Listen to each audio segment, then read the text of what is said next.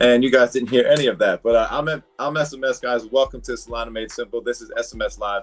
Solana Made Simple is a vibrant community of passionate investors, art collectors, builders, artists, media personalities, and more. My mission is to cultivate a supportive space in the midst of crypto's chaos. In a world of manipulation and noise, I strive to find valuable opportunities and guide you through this maze.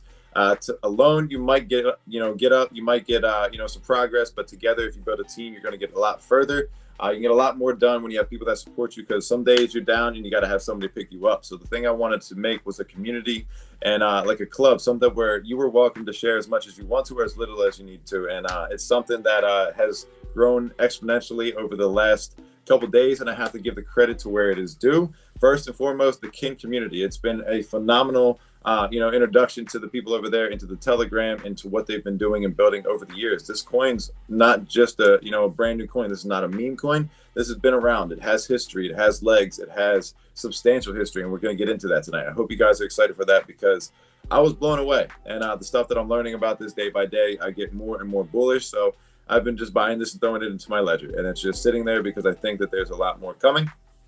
On top of that, guys, some other things that I get into with the SMS community, the Mog Tardio is another very supportive spot. The Brett Gold community, I kind of aligned myself, and I made a post about this. NFT projects like the Bored Ape Solana Club, like the Bodalgos, like the Ghost Kid DAO, and much, much more. But those are the ones that kind of stick out to the most. Those are the OG projects that, the people in that community, they show up on the timeline, they put their work in there. And the other ones, Galactic Geckos, have really set this thing off and got the fire started. Really, honestly, I have a side wallet where I'm trading to get myself to get into the Gecko community. They need to slow down with that floor price a little bit. Somebody needs to throw some FUD their direction so I can get in, get a nice price. But the price really doesn't matter. The value that comes through that community is, that's what it's about. So I'm really looking forward to that. And if you guys do not follow any of the, the projects, the names that I talked about, really get with it. Check out that post. I recently just put it on there. Just check out the timeline. If you're looking to get into the club, let me just show you real quick, guys. I'm going to share the screen and pull this up so you can take a look and see what it looks like. This is the club right here. If you guys are interested in that, all you got to do is request. I check every single person to make sure it's not a bunch of bullshit or a fake person. Maybe you slip through, but I'm pretty close, with finding out who it is. I did kick somebody out today because they were just acting like a, whore, just kind of coming in, asking for tips, asking, where's my tip? Like, bro, I'm going to tip you if I say I'm going to tip you. First and foremost, you can scroll through here. That person just got their tip literally a couple seconds ago once I pulled it up. And it's like, when I tell you that, I mean it. And I don't need you to ask. That's one thing I want to be very clear. And when people want to do things for you out of gratuity, it's because you've done something that they want to give back that value. So if you guys are interested in joining a real community, I call the shots how they are. I don't pull any punches, and I keep it real and I keep it fair, and I give you as much opportunity. The next thing I'll give you a little bit of a notice on is this right here, the Brian's NFT. We talked about that about a half hour ago, 45 minutes ago. The other thing, I don't know if I see it in here, but it would be Cody. It's another meme coin that's been popping off. It's something that I really do believe in as far as that community, and something right here, August 16th. We're 5 days later. Just take a look at the charts, guys. You'd be up. Other than that, guys, that's all I want to do. So let's give a introduction to the reason that we're here and the people that are going to help get this thing going. Let me hide this window real quick so we don't got to take a look at that. And boom. First off, we have Dan the Man. What's going on, brother? What's going on, man? Thanks for having me. Not a problem. You want to give a little introduction real quick of yourself and let people know who you are? It's one of your first times on stream, right? This is my first time in a proper setup. Yes, last time I was here, I just had my phone leaned up against a water bottle. It's all new to me, a little weird, but I'm loving it. So thanks for having me up. Yeah, we connected talking about leverage trading, and man, you got me addicted, honestly. So I'm hoping to get into streaming so I could teach people what I know. I picked it up pretty quick, and that's that. You put me on to get code. I'm excited to talk to Josh. I was in his stream the other day. He did an awesome job with Kin Ecosystem. Dude's a goat, man. Dude's he's an actual literal goat. You guys are going to see a real goat like on the internet today. But for sure. Real quick, guys, I want to give a shout out to this upcoming space, and give a round of applause. You don't have to publicly give it, but our homie right here, Dan, he's really been helping out with Solana Made Simple and help level this thing up. He's making me want to do better so I can help him get better at what he does. It's how this thing works, man. You bring somebody up and you teach them what you know, and that's how you continue this thing going, man. It's the whole, like, you teach somebody how to fish, they can fish for the rest of their life and they don't have to keep coming back. But he got his own style, he got his own background. But this Sunday we're gonna have Blowfin in, and this is a leverage trading platform where you can put meme coins into the mix. Not going to talk too much about that because that's not the reason to be here. But take a look at this and write down some notes. I always tell you guys, paper and pencil or a pen, take some notes. You might not remember everything, but the dates, the names, those are going to be really important for you.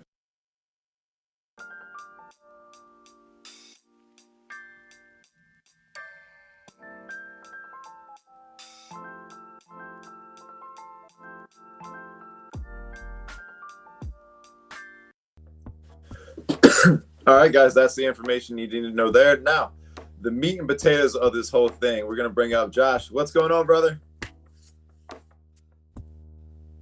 Sorry, I just got unmute. First off, you both are highly like professional, love the energy, love the vibes, and the phone with the water bottle, tilting it up. Yeah, that's how you learn how to stream, brother. Yep. Dude, I was just telling him, and I showed him myself. This is a lamp this is the same lamp I've used since day one, and I just propped my iPad up on it. I was like, use what you got until you're making enough to buy the new stuff, and then like. He asked me, he was like, what kind of camera or what are you using? I was like, it's an iPad. It's just a nice iPad right here, and that's it. I mean, I do have a little speaker where I do recordings and stuff like that, but when you got, this is for everybody listening. If you're starting something out, use what you got because the bar is right there. Every time you get better, it just gets higher and higher and higher. It's not a drastic, stressful thing. There's no anxiety because you're just like, look, I started here. I know I'm here. And the other thing, man, you got lore, you got story, and people who appreciate you doing what you got with what you got. You know what I mean? But the name of the game, guys, this is SMS Live. We have Dan here. We have Josh here. And Josh is from the what's it called? The Kin ecosystem. He's one of the homies that really started breaking it down.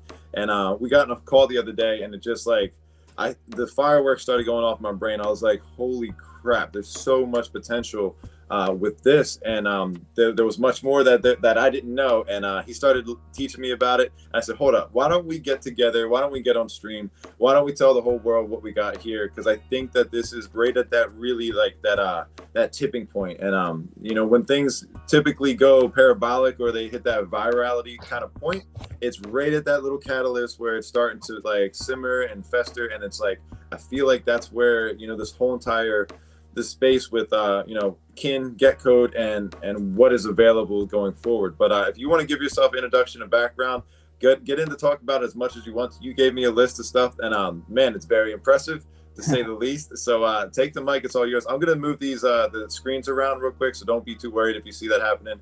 I just want to make sure we get there we go. Yeah, no worries. Absolutely love the invite, love the vibe on here. Yeah, man, I agree. Today was kind of like a tipping point for me where I just knew, and I was like, holy, this thing's about to pop off. Like everything is in place for this thing after 2017 to now, 7 years now of building. Is like, this thing is really gaining momentum. And there's a community member that posted a video this morning with this very iconic Coca-Cola commercial song called Hilltop. And the commercial that Coke produced back then was a bunch of people from around the world, all these different cultures on this hilltop in Italy. And the song, it's really good vibes. Everyone's holding a Coke bottle, and it was about bringing people together. And in a way, at that time in 1970, it was the Vietnam War was going on. War was around the world. People were pretty down, and Coke kind of broke out with this commercial that brought people together and portrayed happiness and just like, vibing out with people, the Coke bottle basically, and from them in the 70s. And that feels really what we're building today with Kin Eco and Code. Like, I'm seeing people in Africa and around the world get a hold of this technology and use it in some really awesome and interesting ways. And today I was kind of just took a moment. I'm like, holy crap, this thing's actually starting. Yeah, man, you're affecting the world. You're making an impact on a lot of different people. Like, I had my mom getting this set up. Like, she had it stopped though because she didn't have an X account set up. But I was like, look, Mom, like, you can get this set up because we're doing something. I was like, here, let me send you some money. I was like, actually, download this, let me show you how this works. And like, that's for me, that's the easiest onboarding mechanism I've ever seen in my entire life. 100%.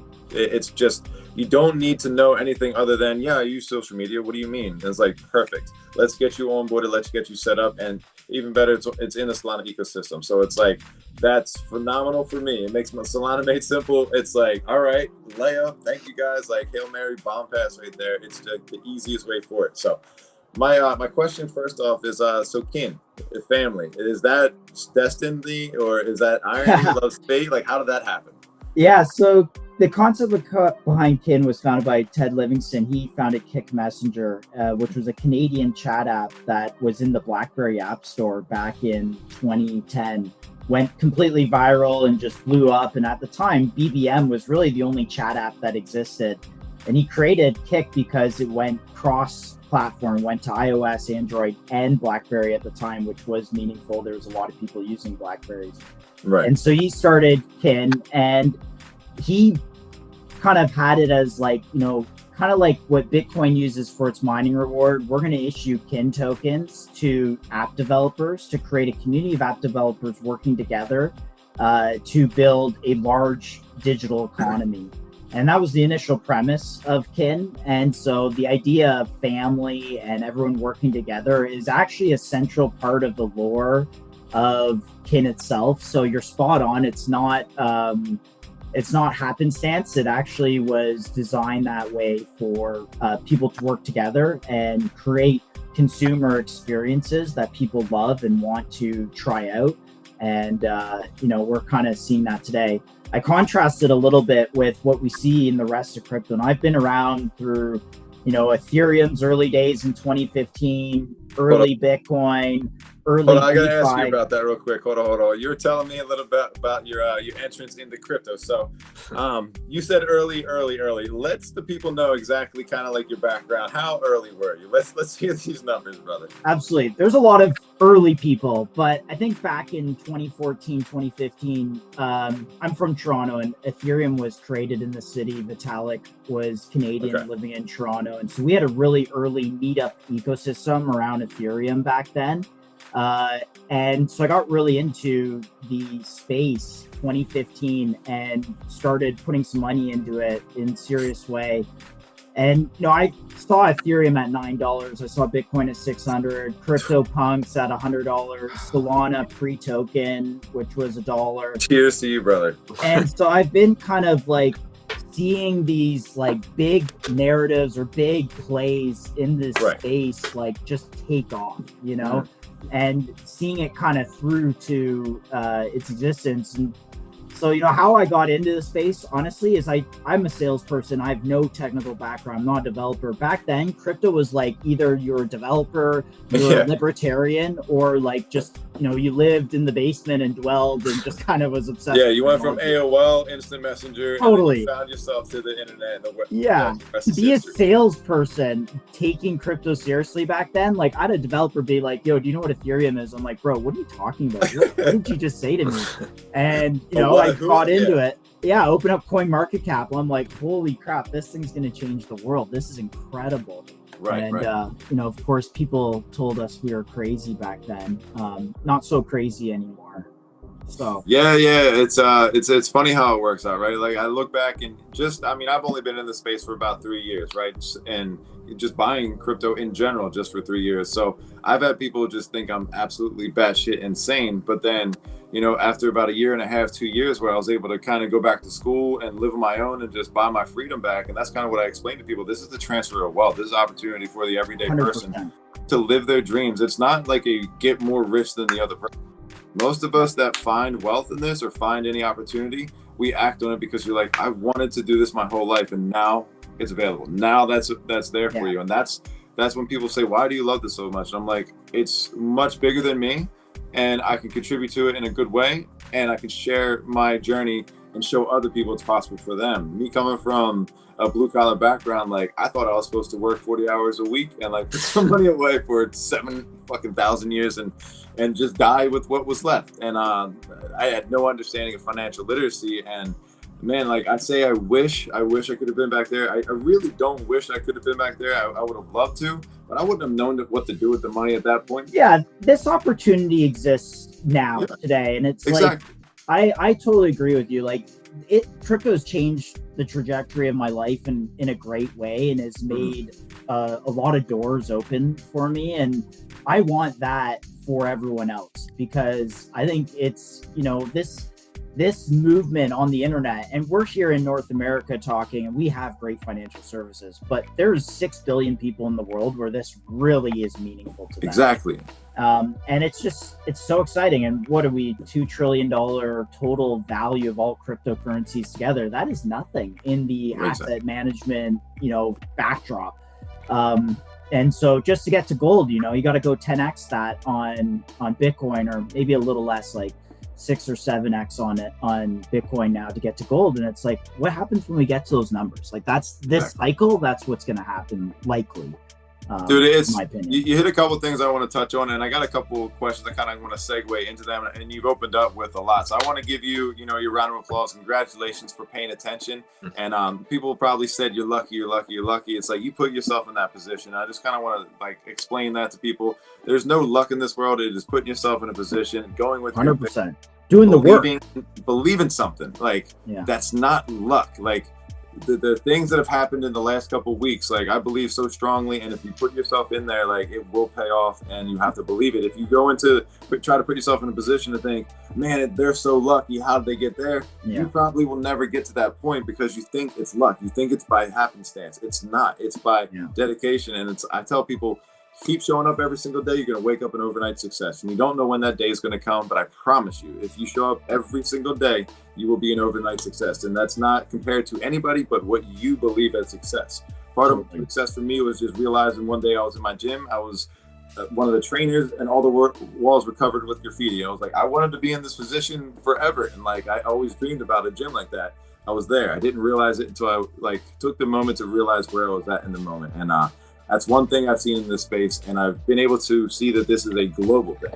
That's something that, coming from a traditional background in North America, you don't think globally. You think America the great, America the one and only. And when I saw how NFTs, that's not a problem. You just asked me on here. I don't have any problem with that at all, dude. Yeah, it's trying to hear you, and the vibes are great, but it's just trying to focus, Not a problem at all, dude. I get it. I don't know how it sounds to you guys, so I appreciate that. But when I saw that this could affect people in other countries, other worlds, and I could have direct access to that, I was like, wow, this is so cool. Because there's people all over, but you're in Canada, right, Daniel? Yeah, I'm actually in Waterloo, bro. We're pretty close. Oh, see? Yo, awesome. I can't wait to introduce you to the code team sometime. We'll set up a time. I'll let you know when there's another event going. I met them 100%. No, I'd love to be there. I'm pretty sure we're probably gonna have tons of mutual friends. Yeah. Being in this industry.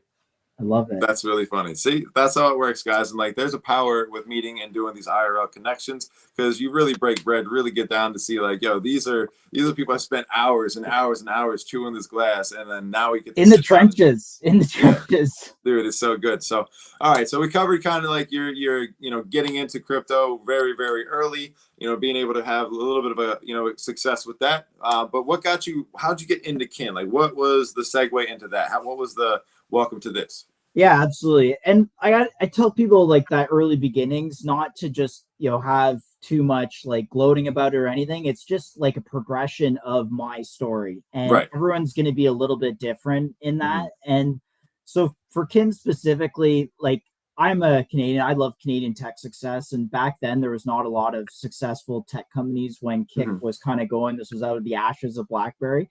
And these guys dropped Kin, and all of a sudden it's I had Kik back in 2011, and here I am in 2017 reading about Ted Livingston and Kin and this vision to have a cross app currency called Kin. And at the time there's 30 of these apps in the Google Play and Apple Store, and you could move this Kin token from app to app. And it really was magical, because you could earn it in one app and then spend it in another. Wow, that's, to me, that felt like what crypto always was supposed to be. Yeah, that's exactly what I was literally thinking, that's what I think it should be right now. That was the idea. What it should be. But right now, if you look at tokens inside apps. It's like you earn points to do something in an app, and then they try and sell you jewels, and it's like you're being monetized quite clearly, right? Yeah. And the other I element, turned my head away from them very quickly. I'm like, no, I don't have time. I'm not. Totally. Sorry, I'm not doing Yeah. this. And the other like element to Kin was it was a new way to monetize. And so we look at the value that's been created in Bitcoin. Like if Bitcoin was pegged to $1 and was a stable coin, we wouldn't even be having this conversation because it never would have taken off 10 years ago. Right. The reason we are having this conversation is because Bitcoin created, from $1 to $60,000, 60,000 times the value of what people put in really early. Insane. And when people get rich, people start talking. They're like, look, this is a new technology. It's digital but scarce. It's creating value. And so they try to take some of those principles of, well, hey, if we have a digital scarce asset where consumers want to buy it to use it in these applications, whether it's join a group chat, whether it's tipping each other, whether it's buying a skin for a shooter game or a digital good in Roblox or whatever it is, or just sending it peer-to-peer to someone else, right? If average consumers are willing to buy Kin to do those things, what is the true value of Kin? How big could this be? And it's kind of like if you took Apple stock, right? And you said Apple stock, if the only way to buy something in the Apple App Store, which sells $40 billion of digital products a year, the only way to buy something in the Apple App Store is with Apple stock. What is the true value of Apple stock? It has, a decade of every year, billions of dollars of buy pressure just from people not investing in the company with the point of selling it in the future, but to also use it to buy things in the App Store. And when I look around crypto, whether it be DeFi, memes, NFTs, a lot of parts of crypto, people buy it for this idea of one day I might sell it, right? And as much instead as you say, instead of using it, right? Instead of consuming it. And so this is the first project where I was like, okay, the point of view of this team is different than, hey, I'm going to buy it to sell it one day. They are saying the demand is going to come from tens of millions of consumers around the world that are buying it to use it on digital services. Right. Well, can I ask one question real quick? As far as, and you mentioned this earlier, using it for these various different use cases where essentially now we have a blockchain dedicated for all of these same use cases, which is ironic enough because it's like, this is a gaming token. This is AI, you know what I mean? Like all of that, or this is a messenger token. You use this for these, that. What made it possible for this to be used on multi-apps and different, just different platforms? How is that so seamless apparently, or how did it work then where now it seems like we had to wait until, somebody built a bridge or a wormhole to do any of that? Yeah, like my perspective, and I've been around long enough to know that I feel a lot of these tokens for games and other applications, this is taking nothing away from any other project. Right.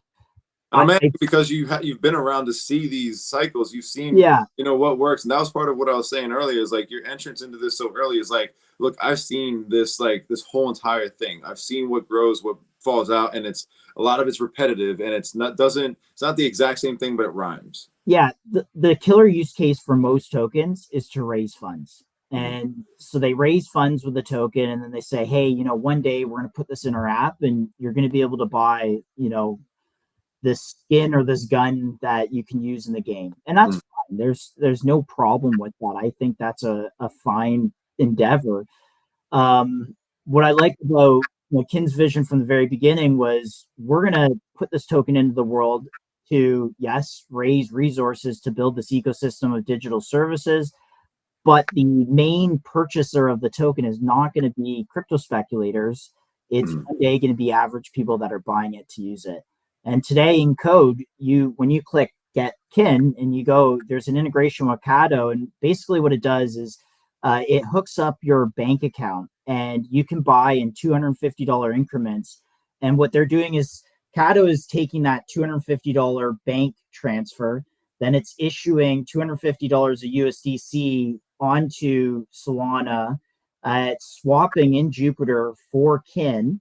So that $250 then going to Kin, and then that Kin is being sent into Code Wallet, which is actually a layer 2 on Solana, and then it's now in the user's wallet. So when you go and actually buy kin using Code Wallet now, let's say, here's the use case. You're, at a recipe app, that publisher, that person who created the recipe has a pay with code button. You go pay 25 cents.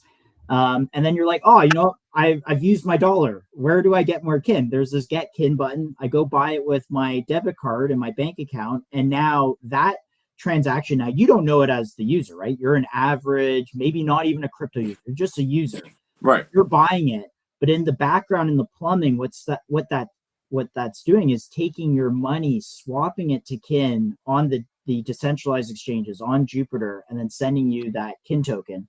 And the latest iterations of Code Wallet are really awesome because they've actually removed the reference to kin itself. Because I think, if you took an average person with no context around kin and code, they might say, wow, this is a really cool experience. I see money in it. But like, I see this kin thing. Like, what is that? Right? What Code's doing today is they're pulling that out and they're saying, hey, we're just going to call it money. Right.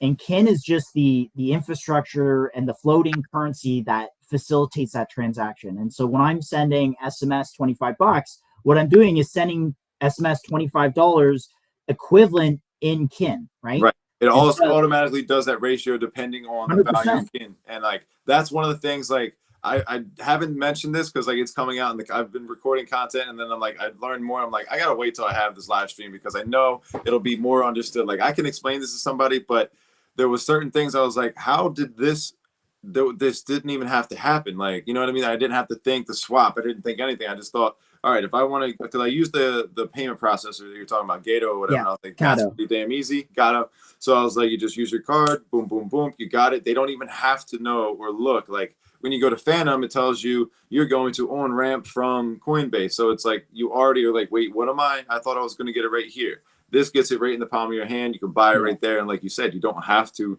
be onboarded to understand what swapping is, anything like that, until you want to. You can literally start using this instantly. And that's the concept that I think that. And what happens when you have 10 million users doing that and buying $10 a month of kin, right? Like the numbers start to get crazy. And so this is why I'm really excited about this project, is because it's not DeFi, it's not NFTs, it's not, it's payment infrastructure, and the floating currency is kin, and it's simple supply and demand. If the supply of kin is fixed, which it is today, it's fixed, it's fully diluted, there's no more inflation to it, it's done, it's fixed. If you add to the demand equation from millions of people that are buying it to use it, on top of that, you get crypto speculators that are saying, hey, this is really interesting, I want a piece of this, et cetera, et cetera. That's the purchasing power of kin holders starts to go up. And you'll notice SMS in your Code Wallet that the dollar amount will change. Right? Oh, I've noticed that for sure. And as it's going up, I used to send $1 CAD, and it over the weekend, I think it was like 50,000 kin. Now, when I send a CAD dollar of kin, it's 45,000. So I'm actually sending 5,000 less kin, but I'm still sending $1, which basically means that my purchasing power is actually increased. And, again, you and I, we live in North America, but you talked to, we had a gentleman on from South Africa, and he was like, man, this is transformational for people in these countries because that's the difference. They can hold their money in this currency and it's not depreciating.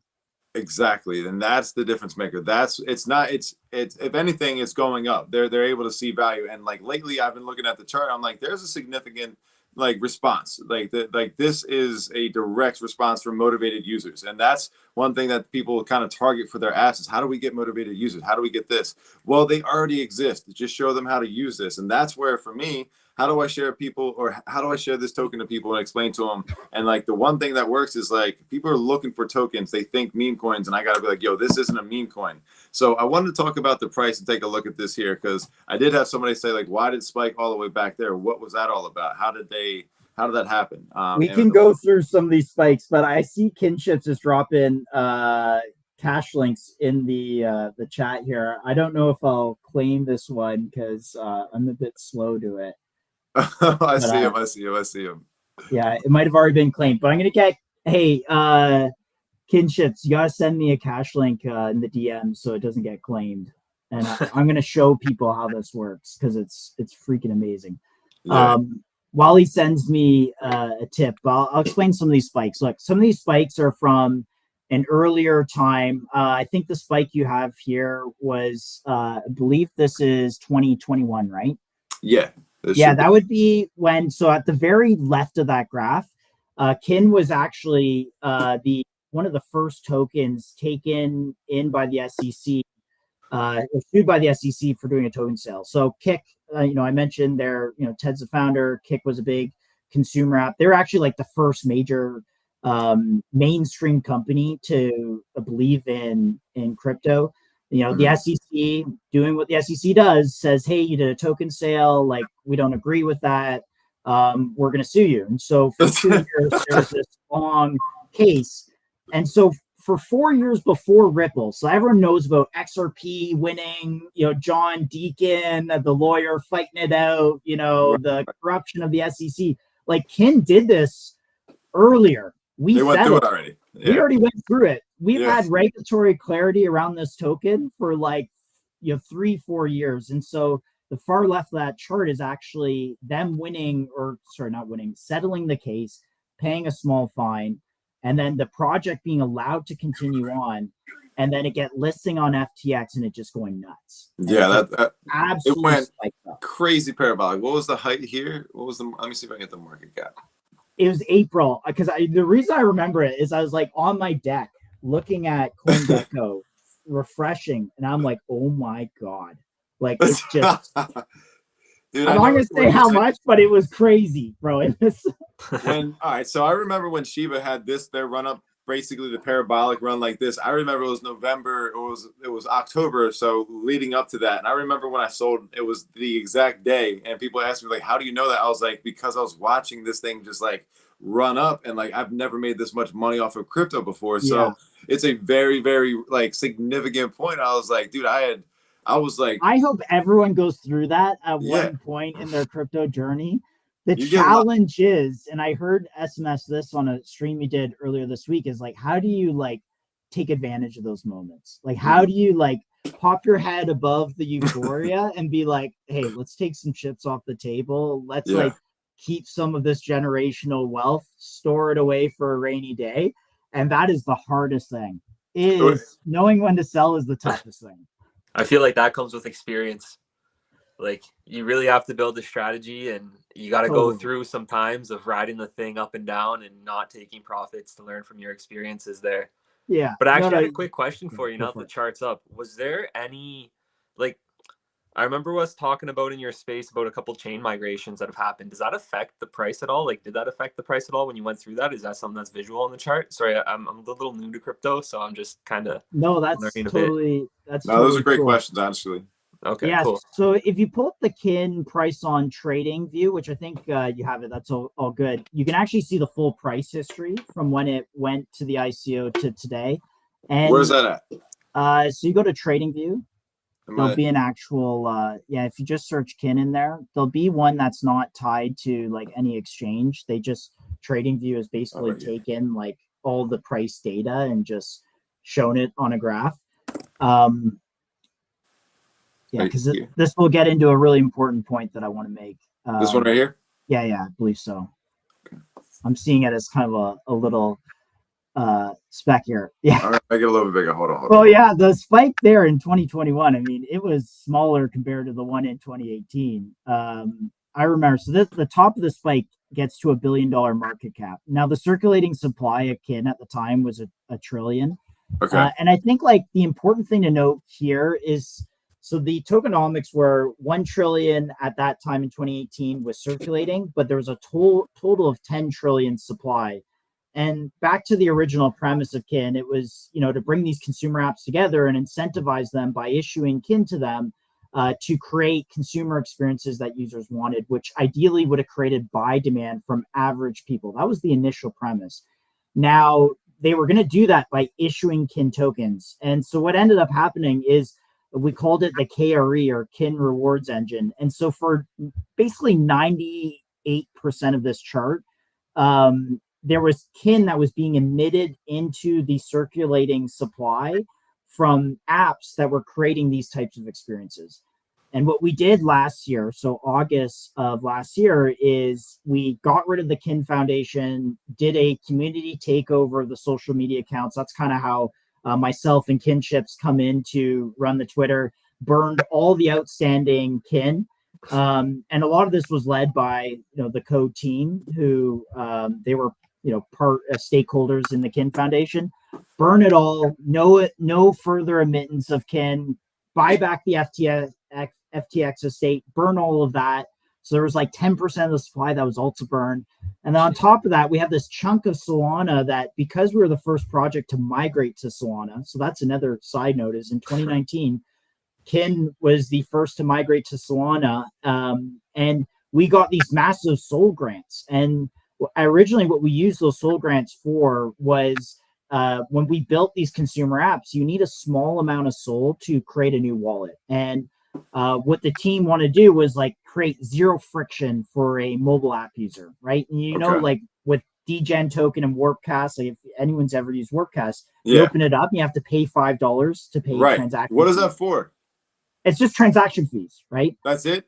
That's it, right? But that's friction to an average user. They're like, why do I have to pay these fees? Like, I just download apps. Myself, and I still did it because I was like, maybe I get some kind of airdrop or something like that. Yeah. So anyways, like what Kin did is said, hey, we're going to take that SOL grant and we're going to create wallets for users. Now, over the years, they created millions of wallets. I think there's like one chart you can see there's like 60 million wallets. Essentially, all that sold in small increments became very valuable. And so they found a way to claim it all back. And then we had this chunk of SOL. And so what we're doing today is actually buying back and burning the floating supply. So I don't know if I can share my screen real quick. I think I have to delegate that to you. But let me see if I can do that on my end. There you go. I think if you click my you'll see show on stream. If you click that, I got that. So this here is the burn wallet. So far we've burned 7 billion Kin, or about $100,000 worth. And every hour you can see, I love watching this because this is just you had this up the other day when you were talking about this. Buy and burn, buy and burn, buy and burn, buy and burn, buy and burn. Like, this is beautiful. This is like, for a holder, this is like, you're restricting the floating supply. You're taking Kin out of circulation. And when you, again, back to my initial point, like closing out the circulation so that when demand comes from, average consumers, crypto investors, people that are really passionate about Kin, it can create the value that we think this can go. And we're at well, that's what I see in it, and that's where I started. I was saying this earlier, I say it on a lot of my streams. I'm just buying it daily, throwing that into my ledger, not even looking at the amount that I'm holding in there, because of what I see and the potential, because I see what has been done. The team alone, with the experience, being around, being in the space, and understanding like certain mechanics of this. Like, this isn't something that everybody that has a token or a product is going to explain to people. And for people that don't understand that, like, this is keeping your token at bay, so it restricts volatility. Is that a good way to explain it? Yes, I think more so it allows because Kin's a token's been around for a very long time, and so over the years people kind of capitulate, right? Like, and they sell their tokens into the supply, and over time that accumulates. And so this kind of says, hey, we're going to take that excess supply out of the market and really, really restrict it, so that the next incremental $100 or $1,000 that comes in, it really makes a difference on the chart. I see what you're saying, because it doesn't have that keeps dipping, and they're just buying back up the supply kind of thing. That's right. So here's the community-owned liquidity. So we still have about 2,850 SOL, so about $400,000. And you can actually see right here, they 23 days ago, to restock the buyback and burn wallet, they sold 45 SOL tokens. So how does that happen? Is that an automatic, or they just keep an eye on it to keep the balance? I don't know if it's automatic or if they just keep an eye on it. What we wanted was a really simple solution to basically take this community-owned SOL that we got from the SOL Foundation all those years ago, and then add the value directly back to the chart. And there's a number of things you can do with this. Like people are like, well, let's do marketing. Let's do, add to liquidity pools. Let's do all these activities. And the most efficient way to give back to the holders that SOL was to just put it straight back into the chart and do exactly what we're doing here. Right. And so that basically resulted in, this amount of, some people might call it POL or protocol owned liquidity, but this kind of community balance of $400,000 is being sent in, and it's going to that other wallet that I showed right here. Top this up, boom, boom, boom, boom, all these buys. Man, this is bullish as can be. Like, I don't think people understand how bullish these tokenomics and the way that you guys got this set up, but this is music to my ears when I look at coins. Like, and when you say early, like it's like I said earlier, like it just feels like that catalyst. It feels like that tipping point moment. And I don't know, man. This one's got me excited. I'm excited for when SOL goes to like $500 because this is 400K at SOL at 142. What happens when SOL goes to $500? Which I think, people say that's a possibility in this run. And I totally agree that SOL could get to those levels. I think at $500, that's market cap of Ethereum is currently, so around $300 billion. I don't think that's out of the question. No, I really don't think that that's too far to ask. I mean, respectively, when people were saying numbers early back in, February, I remember saying, 450 to 600 seems like a ballpark, 600 being excessive, and it comes back pretty quickly from there. But 450 seems like, all right, if we've made it, the 260 or so, it just kind of, the way the charts look, it just really is kind of showing that. But again, like you're saying, if SOL goes to that point, it raises all tides because just the way it's built out. And we're buying back and burning kin at 1.5, $1.2 million, kind of treasury size if SOL's at $500. So I like it because we retain that kind of upside option, and we'll see. If I hope we're buying kin at $500 SOL. That would be a blessing, brother. Trust me. Man, it is extremely bullish, and it's like, well, all right, what do you see? All right, that's a perfect world. What are some of the problems? What are some of the roadblocks? What do you guys see? Like, what's the biggest challenges? Just we know anything can happen. We're not really sure how this thing plays out. We have to plan for the best, but what would be the worst case scenario? What do we have to battle? What would be the uphill climbs that we kind of foresee? Yeah, if you could put the full screen up here just so people can see this. Yeah, no problem. I think this is the biggest opportunity as much as I see it as a challenge. So for a lot of us that's been around for 7 years and have gotten to this point with code itself, like we see the traction that this is absolutely taking off on Twitter. Like tip cards are magical. It is so awesome. Yeah. Kin is getting a lot of attention, but look, Kin is ranked 652nd. It is I was looking at that down, bro. It is on page 7. No one knows. That's the first thing Kin. I noticed, bro. When I looked at the token, it was like ranked in the 500-600 or something like that. When I looked at it, I was like, wait. I was like, this there are like scams that are still a higher rank, and so like, look, Kin was on the top 50 back in 2018 when it hit the $1 billion market cap the first time around. I think we are going to get to the top 100 easy. I actually think that is kind of foreseen. There's a lot of work that is going to happen at a grassroots level, at you and I on this stream, at people adding liquidity to the liquidity pools, like people holding this token and really excited about its future and vision. Of course, like anything can happen. I can't tell the future. I don't know if Kin's going up, down, left, or right. But I do know that the foundational pieces that I saw when Bitcoin was $600, when Ethereum was $9, when SOL was pre-token, when Punk was $400, I'm seeing it now. Yeah, I'm seeing it today. And everyone's gonna come up and be like, "Yo, I got the next big project. I got this great project."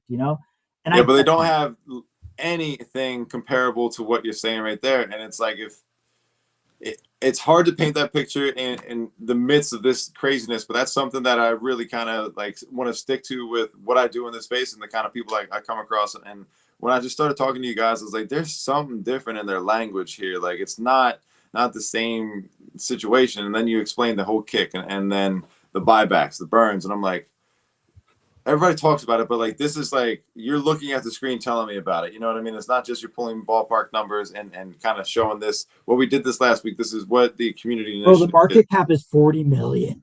40 million. Like what? So let's go to top 100 real quick. Yeah, let's see that. Let's go check this. All right. There are memes on here, right? Beautiful, amazing community. Shiba, you're a great community. I don't want to get in trouble here, but like I don't know who's building with Polkadot. Pepe, beautiful community. Love you guys. Like Hedera, I don't know who's building with Hedera these days. Whiff, gotta give you credit. Bonk. There's some stuff in here that I'm like, man, Kin is kind of compelling. Code is a really compelling experience that, you've experienced SMS. Have you used any of these tokens in a way like that before? Not even close. And that's kind of what I was getting at earlier. Is like all these tokens kind of aim at this is the token for this is the token for that. But like, can you use them? Is there any way for me to sit down and be like, all right, let me do anything but hold on to this? You know what I mean? And then the only thing I see with tokens where they're built for this, that, and another thing is they create NFTs or a meme coin or something to compete with what's hot, and all of that fizzles out. Like I'm looking at the cycles, and it's like there's always a casino made, and the last one was just straight up NFTs. Now we're at the meme coin NFT world, and it's just like I don't like that because it's like I want to invest into something that's going to come up, but it's like when you get into this long enough, you just kind of see through the bullshit. You know what I'm saying? Like you just see like, hey, there's not the long term. Like this is more likely to go down. And when they don't have anything built behind them, and when I'm able to use this code thing instantly before I even really know too much about this token, and then I see what is behind the token, I'm like, yo, there is real potential for this to go mainstream to a point where people want to use it every single day. I cannot say that about Dogecoin. I can't say that about Shiba. I can say that there's been, hey, what about this idea? Like I was looking at old notes from 2021 where there was potential sponsorship or potential partnership to pay for, Amazon with Shiba and stuff like that. And it never got to that point. This is literally already set up. Bro, who's using Bitcoin SV? I don't even get it. Like Neo, right? Neo is like an Ethereum competitor from 2 cycles ago and still worth 700 million. So if Kin, I feel like people are just holding on to most of these coins. Like, if Kin gets to 700 million, that's a 20x from the current market cap, right? So and these are just things I throw around in my mind to see like what's possible. I think the real thing that I'm looking at is I'm thinking about what Cash App is valued at. So right. If you look at Cash App, they have 60 million customers, all in the US. The average user balance is $1,000. This is a terrible parallel and analogy, but it's really the closest one we have from a like user experience to what Code is Cash App is magic, just like Code is. Transfer money. And, you could value based on Square's valuation. You could work out that Cash App's probably worth about $30 to $60 billion. For Square, the company, right? Because Square is the publicly listed entity of that. And then, like, all right, $40 million Kin, like, how does that extrapolate to, $30 billion of a payment network? That's a lot of zeros on the end of, an X. Like, that's on where you're at right now. Yeah. 30 million to 300 is 10x, to 3 billion is 100x, to 30 billion is 1,000x. Jeez. That's a lot. Look, I don't know if it's gonna get there, but like, I mean, even XRP, which no one was using XRP. I know today it might be being adopted by some banks. It's valued at 33 billion, right? 33 billion. And so, what if like Kin is a much more compelling experience with a much higher opportunity than even XRP? And I know interbank, transfers are really great. That's going to be massive, but I mean. Technically, you do that on database. Why do you need the XRP token, right? Well, that's been the argument forever. That technology is built now with all of what's happened. It's like that's already there. They don't really need that. It's like the hope. But like you keep saying, it's like, what are you going to use these tokens for? And when people know that they can, and it also benefits the supply, it's like this makes perfect sense. People are going to want to use this, and it's just.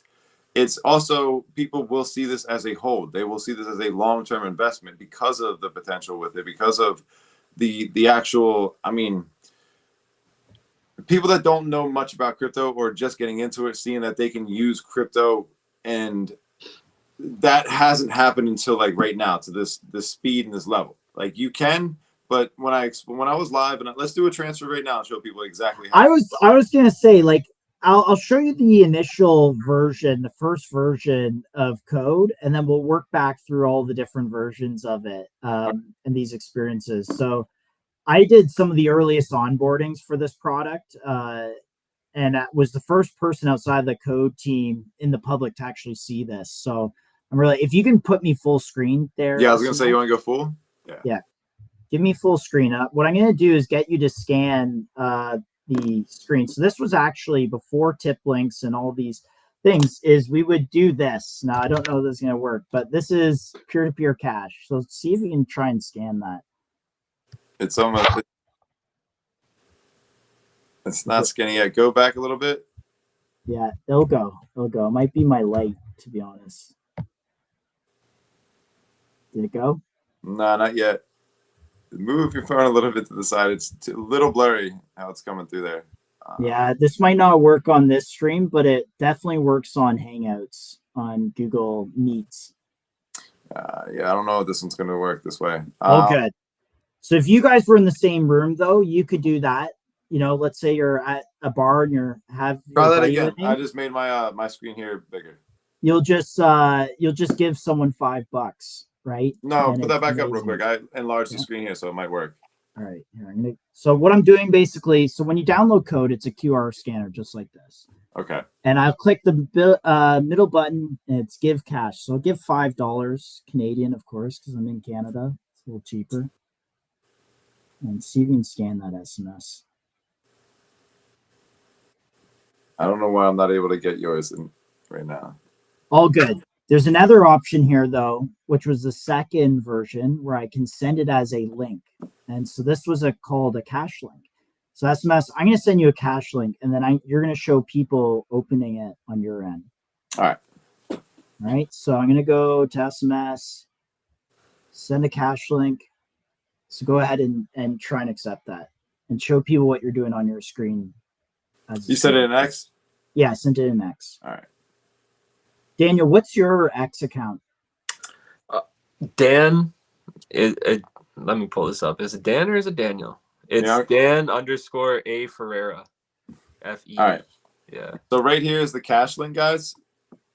Let me see here. Right there at that bottom. So as soon as I click this, that's an emoji. You reacted. Yeah. So as soon as that should open up. Try just clicking it. There you go. There you go. So that comes straight up there, and it comes up to the cash link. Collect this cash. Yeah. And then you hit yes. You need to open the code wallet. I already have code wallet, and then that pops straight up and accepts it. There you go. Put it in your wallet, buddy. And there we go. In your wallet. It's in there. Daniel, I'm going to send you. Actually, Daniel, what I'm going to get you to do, because I just accepted your follow request, I'm going to get you to send me your tip card, and I'm going to show that off. Okay. All right. So I'll just be sending that to you in the DMs. Yeah, send that to me in the DMs. While I'm doing that, I'm also going rogue. If anybody wants to scan this one and see if they can get it with mine, feel free. Yeah, I'm going to do that actually real quick. Because I know I've used this before with the screen and it worked. I don't know why I can't get it to work on your end. Yeah, there you go. The early. I ended up getting that right away. Dan got it. There we go. See? So Dan got it. So it does work. I did this before doing a live. I put $10 on this one time, and I held it up here for about a minute. Nobody scanned it because I don't think they understood like how this could work. And it makes it interactive with your guests. It makes it interactive with anybody watching. Because it's just and also your hand vibrates. Like the phone. Yeah, exactly. Vibrates. It was I was just going to add to that. Like I didn't even have to do anything. Like I didn't go anywhere in the app because the camera's always open once you open that. So as soon as my phone went up, it caught it right away. Like there was no issues. So I'll show another experience. If you can give me a little more screen there, SMS. Yeah. So we created one of my developers created if you can highlight my shared screen. One of my developers created an arcade, and we gated it with code. Yeah. Okay. So this was the third interaction that code enabled. So imagine this, like the arcade here is, if you look at the background, it's kind of like a musty kind of Japanese arcade. You're going down in the basement, kind of cool vibes, right? You have these I like arcade games. I'll choose actually this one because it's actually a hard game. So this is still live? Yeah, this is live. So if you go to www.sector97arcade.com, we put this pay with code button. So the code SDK is actually really easy to implement. It's all open source too, by the way, which is really great. That's awesome. It's really easy to implement. It's literally implemented in seconds. And so what the pay with code button is doing is creating this digital receipt, right? And this is for $25. Yo, I just signed up for mine so I could pay for your game. Yeah, I know. I seen that. I'm like, bro, I'm trying to demo this. So this is what I'm doing. I got my scanner open. I'm going to pay for that right there, and I unlock it, and then I can go play the game. And I'm actually like really terrible at that. So yo, I have mine up here. This is insane. I got to bookmark this. This will be all right. This is so cool. So here's what's even more amazing. So when I go to the code wallet here, I can pull in my balances, and this is going to be kind of hard to see because it's not screen sharing well. So this is my balances. Might be better. And, if I go to web payments, I can actually see that I just got your payment, 24 cents right there. And you paid to unlock that, and boom, it hit my account. I got a vibrate. I saw the code notification. So let's say I'm a developer, like you should be implementing this on your website, collect payments for your users. It's awesome. It really is a great product. Now I'm going to show another experience. And this one is, so one of the things that the code team has always done is solving real consumer problems with crypto. And the number one, if you can give me full screen again, SMS on this. Yeah, no problem. The number one thing that everyone hates about the internet. Oh, hold on, let me switch these up. Is like getting an article like this and it's pay gated.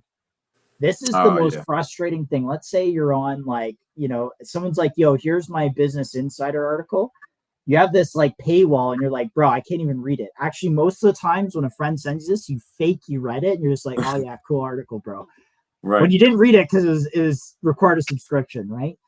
So what's really great about the Code SDK, again, implement it in 2 minutes on your website, create this pay gate, same concept. I click pay with code, it creates this digital receipt. Now I'm going to go and scan this right here. So again, got the code scanner, boom, scan it. There's the digital receipt. And I'm just going to go swipe, watch it unlock the article in real time as I swipe that. Did you catch that? Holy shit. That is magic. And here now you almost couldn't even see it. That was real time. It is so instant. And what's amazing about this product is all of these payments are happening on Solana, and everyone who's using this system is in self-custody of their own keys. So the KIN tokens are physically on your device and you have control of your private keys. So there's not like, this isn't some pseudo crypto Web 2 product. This is a Web 3 product through and through. It's much easier to use than Phantom, way easier to use than MetaMask, way easier to use than Base or any other type of wallet technology. This is the greatest wallet and crypto experience in history of this industry. Yeah, dude, I challenge anyone to show me anything better. This is phenomenal. Like, it's absolutely insane, and it's easy for anybody to get involved with. It doesn't have that hurdle of, well, we're not available on this one. You can only buy this phone to use this. It's any phone that you can download, even your iPads. It just works. Like, that's the other thing. It works. Like, very easy. And the videos I'm seeing worldwide with this being implemented, different ideas that people are putting these together. There's a comment down here for live streamers: no chargeback, no third-party fees. It's nothing. You are the sole person to benefit or give this stuff away. Like, that's a lot of fun. The gaming aspect, though, is something that's very alluring to me. Like, having this arcade up. Again, like, think about how people were trying to build these games on blockchain or whatever the case. You know what I mean? They're trying to find a way. Can we watch this video? Yeah. Let's go for it. Let's play this. So this was the video I talked about at the top of the show, where I just knew that this is the Coca-Cola moment of like, this thing is about to take off. And Daniel, I don't know if you saw this morning, but this is beautiful. So I'm going to play this.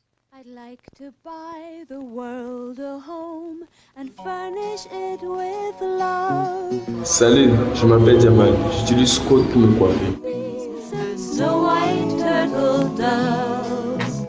I like to teach the world to sing with me. Perfect harmony, perfect harmony. I like to buy the world a Coke and keep it company. And the real I like to teach the world to sing in perfect harmony. In-person experience that we tried to do on live stream, but yeah.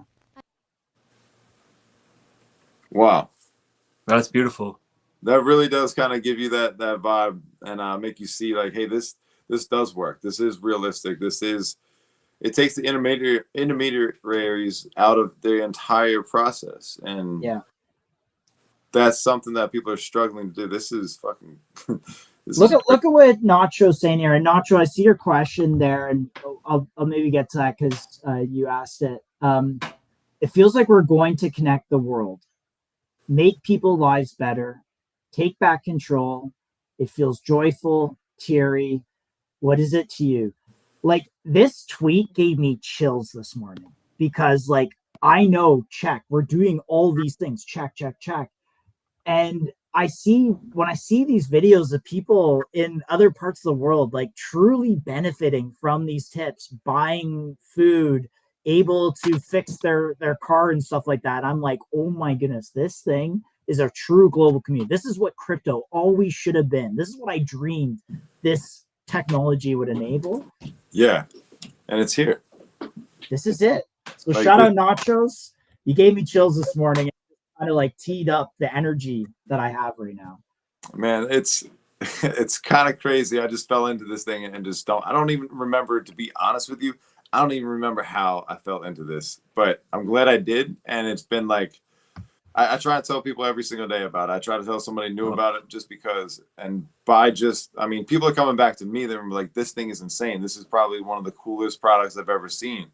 And I'm like, yeah, there's no NFT. There's nothing. It's just a product that works, and you can hold on to the coin and you can watch the coin. You can use the coin like in transactions, and you can pay people with it. You don't need anything else. It's there. I don't know. So Kinship, Satoshi's vision realized. So Satoshi's first line of the white paper is Bitcoin is peer-to-peer electronic cash. That's the vision for Bitcoin originally. And today, if we look at Bitcoin, it's not peer-to-peer electronic money. It's a store of value. It feels like digital gold. And honestly, that's okay. I think that's totally fine. If you look at 90% of crypto, it is either a picture of an image on the internet. It is a piece of digital art, which is, again, great. I was early CryptoPunks, second week of the Punks contract. When I saw Punks, I was like, oh my gosh, digital media on the blockchain. That is amazing. Yeah. Going to transform the internet. And it ended up doing that 4 years later. But then it's DeFi. Like, crypto is all these things, which are great. I love them. But none of these things are truly peer-to-peer electronic cash. And a number of projects have said, hey, we're going to try and solve this. We're going to do it this way. We're going to do micro payments. Like, these are not new problems. People have been talking about this since the 90s. But the experience I get is the same as Nacho's getting Tears editing. I know this product is incredible. You guys have experienced it. Like, it truly is amazing. It's amazing. Like, I don't need you to be involved with crypto. I can literally get you hooked up, and then it opens that question. It just gets you from there. It's like, how do I get more of this? How do I? We'll just buy it with your credit card. Taking this to 33 billion XRP. Like, that is my mission. That 1000x is what I want to see this project, because I think this experience, everyone in crypto will realize it and love it. And, back to your question, SMS, what is the kind of, downside or, not threats, but like, what are the negatives? And the negatives is that we're on page 650, or we're on page 7 and ranked 650. But I see that as the best opportunity. Right. Because how you make money in this industry and I've done it. I've made money in crypto. Is you get into projects that have real technology, that have real use case. And I don't mean sitting on a panel at Consensus saying real use case. I mean truly like grassroots real use case. Like People they on could pay Twitter you through. They could pay you through code for your pay you speaking. through code. Literally, People changing their lives on X on the other part of the world. Like here's the Kineko account. It's blowing up. Look, 316,000 impressions, up 1,000%. Engagement 54%. New followers 100%. Profile visits 2,500%. Yeah, This bro, replies up 10,000%. Jeez. Likes 8,300%. Like It's I insane. run this account, I get to see this data, but I'm telling you, I'm publishing this public because I want everyone to see this in real time. This Yeah. thing is taking off. This shit's no joke. Like I honestly, when we had the conversation, I was like, "There's something different about that." I literally just started telling everybody in my groups. I was like, "Get involved. Like, get code, get involved. Just understand that and get kin, and that's family." And it's like, it's clear as day. The numbers don't lie. You can't dismiss that. I truly believe that, because when I start looking at coins for like, all right, I want to get into a coin that's early, that's not on page one, that has time to run up, and then you look at what has it done, what kind of history, what kind of people are behind it, do they have success, have they found success in what they've done before, like that. Those are real questions. When it's just people that are thrown together, well, we have an idea, we're going to try to solve this problem, like, well, how are you already contributing? Like, it's just, is there any viable product? This has every leg of the race, and it's exceeding most standards of what people think should work already. Like, it's already solving those problems. Like, I don't think people understand how many people like kind of throw out, we're going to solve this, we're going to make payment solutions, we're going to figure out a way to do this. I can literally say, hey, you finished that drawing, all right, cool, put this up, I'll pay you right away, you'll be on your way. Like, you can, that's it. SMS, you did it, bro. So when I came across SMS, so for a while, SMS, we were hacking away in this ecosystem. We knew code was an amazing product. Tip cards had launched. Like, we were in our own echo chamber. And then all of a sudden, SMS came along and said, I'm live streaming. Here's my code tip card on the image. And all of a sudden, boom, it's like it took off. And so here's the code tip card, right? And so I can show you a version of it, which Daniel, this is your tip card. So I'm going to show what the tip card looks like. So this is what a tip card looks like, right? And so basically you go to the code app, you say get money, right? Which is great. They're removing kin out of their site. Let's just get money, right? And you say get a tip. And basically what you do is post a script on X. And what the code technology is doing is it's using the X APIs, it's sniffing for that script, and then it's connecting up your code wallet address to your X account. Mm-hmm. And so how code views X is they're viewing it as the identity layer, right? So code is the wallet infrastructure, the self-custody wallet infrastructure. X is where your reputation is, how many followers you have, the verified check mark, your PFP. It's your identity layer. And it might not be identity as you traditionally know it, like your bank account, right? It's your driver's license.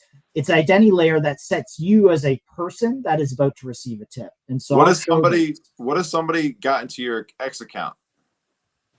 Would they be able to get into the kin by downloading the app?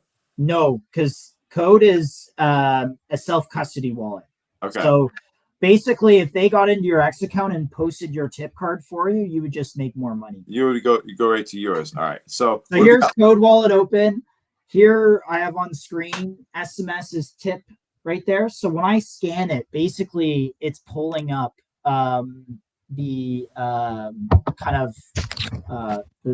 thing where I put money in. So SMS, maybe hold up your phone when you get this notification. So I'm going to give you $5. Click next. This is beautiful. Look at SMS's profile, and I really wish like the stream pulled in. You'd see the display picture, verified X, how much kin. I'm just going to go ahead and swipe that. It's so money. Boom, it's gone. Now SMS, go check your balances. It's already there. It's already there. It was already there. Like, by the time you finished your sentence, it was there. It was there. That's wild. Like that quick, I had the vibration, and it was like, bleep. Oh, it's so amazing of an experience. Daniel, let's get yours pulled up. Okay, here's another really great. So there's kind of two ways you can interact with this. You could pull this full screen here Yeah, I and got you. do it on this full screen. So I could go ahead here again, code, scan this, open it like that. Or the other way I could do this, and I apologize, SMS, I'm going back to the other screen, which is You're this, is this little I guess, what do you call this? Like the thumbnail? I could just scan this right up here. Yeah. Scan that thumbnail, and again, it pulls it up. And SMS, or sorry, Daniel, I'm gonna send you $1. Not as generous as I am with SMS, but again, just swipe, easy. And I'm just sending people money around the world, and like there's human connection in doing things like streams and doing things on there, playing video games with each other. But the most beautiful human connection is when you share value with each other. Yep. It aligns people. It gets people to work on common problems and all these things. So can I show you an idea that I had, and I shared it with him, and I kind of tested it out in my last space for this, and I kind of want to share this with other people because, again, this isn't just for me. This is something that I want other people to see the use for. It benefits everybody that gets involved, and it's something I think is pretty powerful. Let me find the freaking thing on here. But I made a separate account on X where I use the PFP as the code itself. Yeah. I put that as a co-host right next to my my PFP. So when you're in the space, and if you like the content, and if you like the speakers, you want to contribute to it, all you have to do is click on that. And actually, that's what I'll do. I'll just go to that. It's SMS on Get Code. So it's really easy to find that. I'm just going to pull that up and share that screen with you guys. That should have done that from the beginning.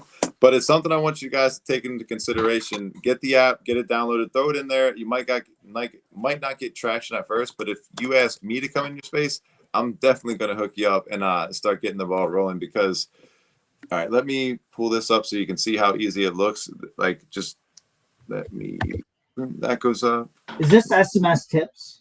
Yep.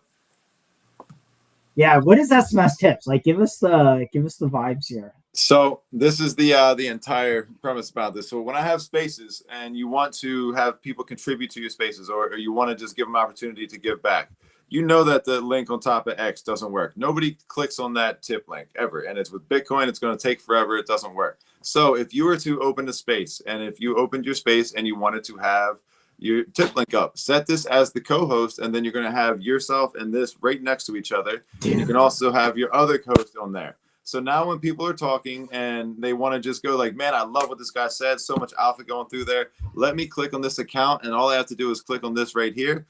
Boom. I just get it. Oh, right? Tell me that's not the best way to use this. And if you don't like that, click on their banner just like this. You have another option. So if they're using like a full screen on the PC, you can click on the PFP of all the people in the chat. And if there's different, like, you can just scan it right away. So I was just thinking, and I told you guys, I was like, when you give me something to run with, and I start coming up with these ideas, like it's just endless at this point. Like, you can create art with these, you can find new ways, but now you can bring your own tipping account into your thing. You don't need anybody else. It's still, again, it's still your wallet. Everything goes to it. It's like, if this account goes away, make a new account, drop your code on there. Nobody can steal your code and get access. If they steal your code, you're getting paid. If they right click, say, you know what I mean? Like, so I use this one, and I don't need followers on here. All I need is this to come up and share it with people, pin it to the top, do that kind of stuff. And I suggest people kind of get involved with this because it's that easy to get rewarded for your work. And that's one of the biggest problems that content creators, that builders, developers, and it's like trying to find the most easiest way to pay somebody for their services and stuff. This to me is a no-brainer. It was the most obvious thing to do. And I was like, fuck it. I sent it to Dan. I was like, what do you think about this? He was like, that's pretty cool. I was like, all right, let's go. So 100%. Take that. That's the alpha of this one, guys. Get kin, get code, get involved, and get yourself a tipping account. All you got to do is just put it together. Get an email, use your whatever, like put Josh on Get Code, and then you have Josh's tips. Boom, done. Can you give me screen share again there in the top corner? I want to show another kind of killer use case. Yeah, where is your screen? Oh, there it is. Boom. And thanks for juggling this around, SMS. Yeah, no I know doubt. how Honestly, this is like- really good. I was just telling Dan, like, hey, Yeah. if you don't have access, all you got to do is just drive me around like I'm your Jamie on Joe Rogan. I got no problem. So this here, I forget the user that was doing this. I know his name.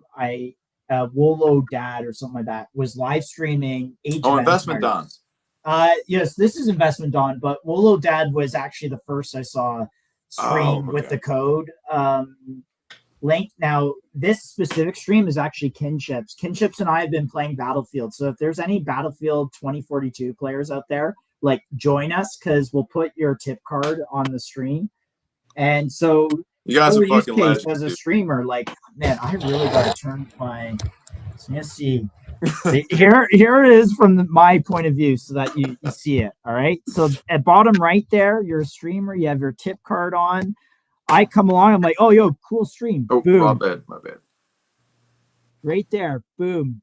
Give $2. I'm going to do that one more time so y'all could, like, it just instantly grabs it. And I barely, like, I don't know if you can see this, but it's just grabbing it instantly. It's really, really incredible. Yeah, it's as soon as it catches it, and it could be like the peripheral, it doesn't have to be centered. As soon Yeah. as it, and the other thing is, it's not like regular QR code, guys. Like this is its own specific code. It's amazing, and it's you're not gonna accidentally scan somebody else's code like with the QR code. Sometimes you see all these ads up together. This is a new thing. It's going to be a very specific thing, dude. When I first noticed it, I went to go like turn like this. And I was like, oh shit, I just paid somebody again. I was like, you got double tip. Congratulations. I didn't notice it. So dude, it's honestly just groundbreaking. I feel like once people really see like these use cases like we're sharing, if you're a streamer and you're trying to get monetized through all these different platforms, monetize yourself. Use your own tools of the stuff that's available and just watch what happens. Like, yeah. I try to tell people within 2 days, I was tipped over $200 and some dollars. I was giving it out left and right. I think I gave out $140 within 36 hours of getting the app downloaded and started implementing it and using it from all the people that were just sending stuff. I upgraded my streaming stuff. So I had like my own branding and all of that. Like I used everything that's given to me and I give it right back. I used it for, so if you guys aren't in the SMS club, it's pinned on my profile, showcased on there.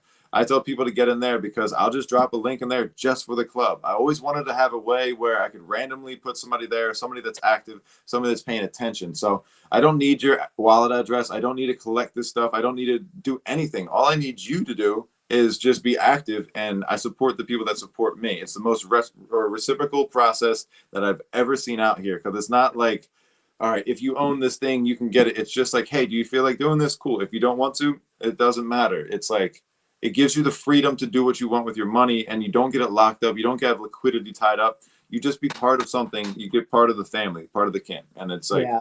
And I actually, at the top really, of the show, you talked about tipping culture, right? So tipping culture is someone provides you a service, you appreciate it, and so you show that appreciation with monetary reward. That is tipping culture. And that, you're mentioning that people are coming in asking for a tip. I think this is like the killer community thing, because what I tip $5 for something creative. Mm-hmm. My threads, I tip $1 for replies. And then afterwards, people are like, yo, send me a tip. I'm like, you weren't live and you didn't reply in my thread. Right. And so for me, it's like the exchange of value, right? So you reply my threads, it's helping the algorithm. You're live on my live stream, it's helping the algorithm. It helps me build my business. Mm-hmm. And so I show that reciprocally as appreciation and $1 tip, right? Exactly. And so I think what anyone listening to this, especially if you're new to this community, like come in, say, hey, I'm new. Can I get my first tip? Like set me up. That I think is chill.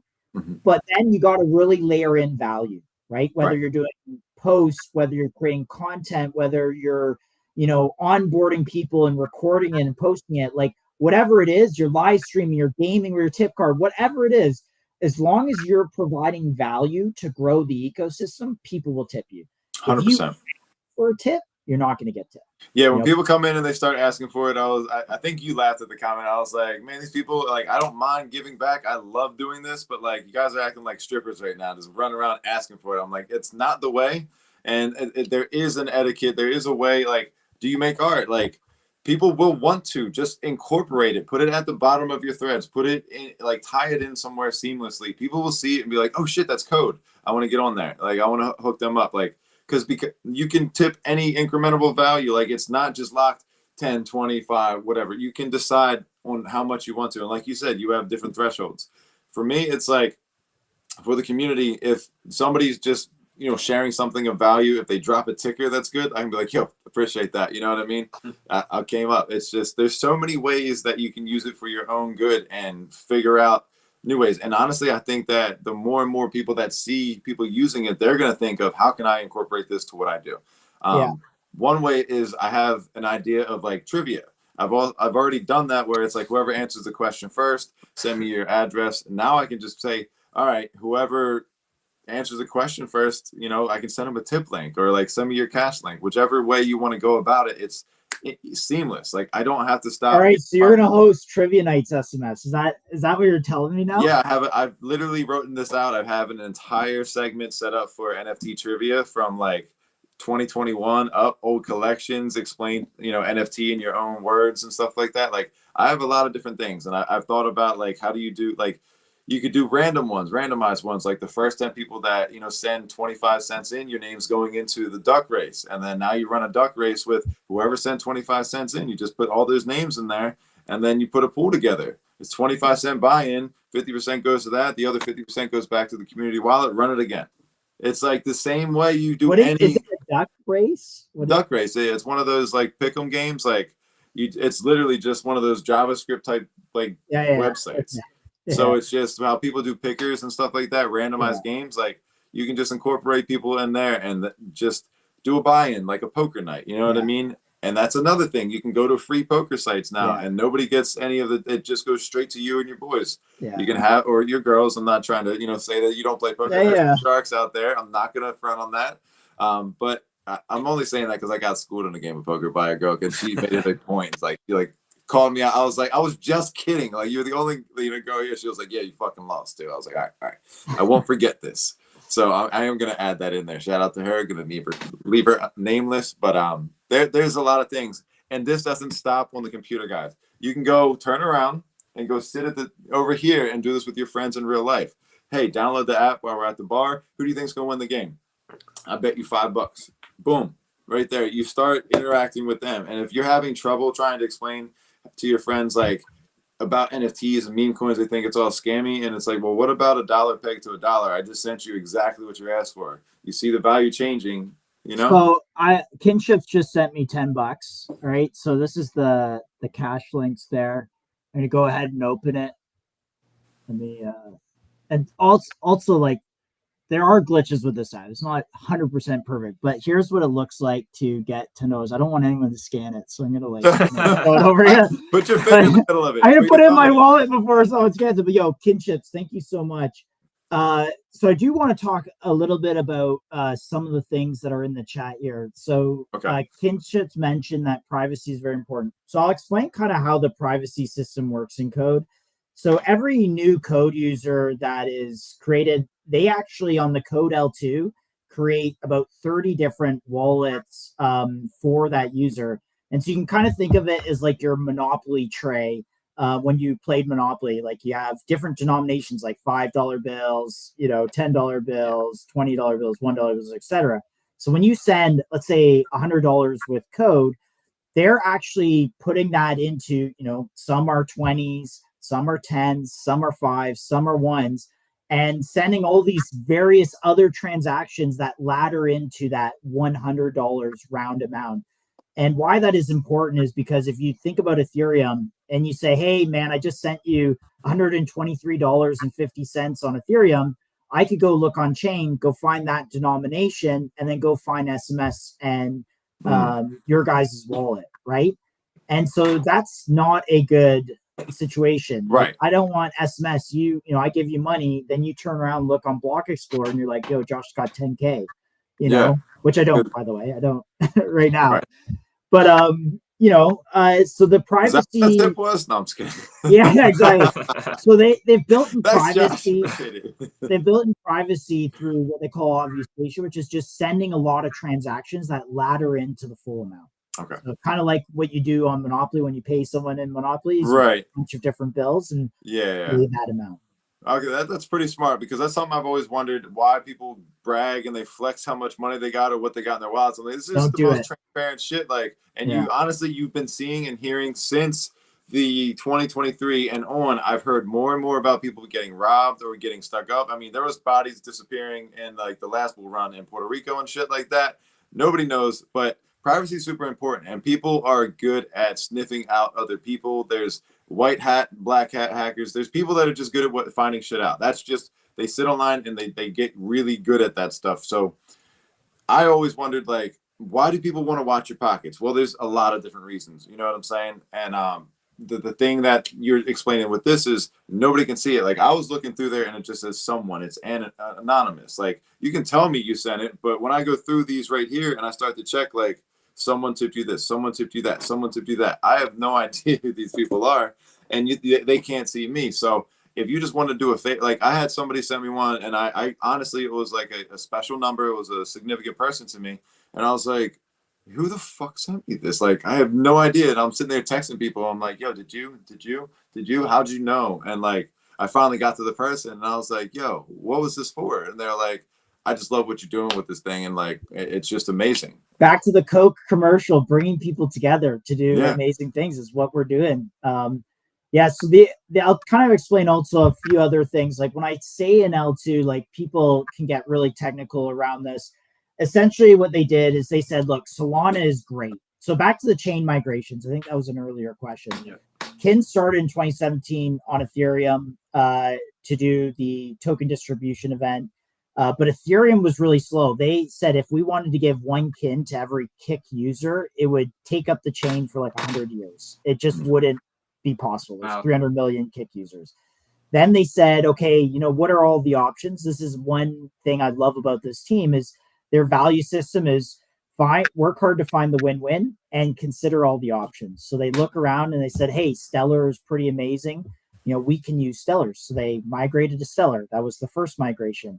And then they said, well, Stellar's great, but they have these fees, and users aren't going to pay fees. We don't want users to pay fees. That's a bad user experience. So they forked Stellar and created a private version of Stellar. And that's when I first experienced the ability to send kin from one mobile app to another. And I'm like, wow, this is incredible. And then in 2019, it's like even Stellar, with the small community, a few thousand users, was not enough throughput to handle, mass consumer scale.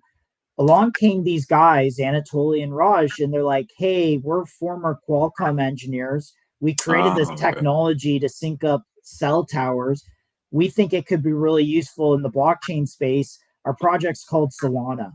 And this is in 2019. And again, this is pre-testnet. This is pre-token. This is no one in the world knows what Solana is. No one in the world knows what Solana is. And these guys are pitching us on live stream or on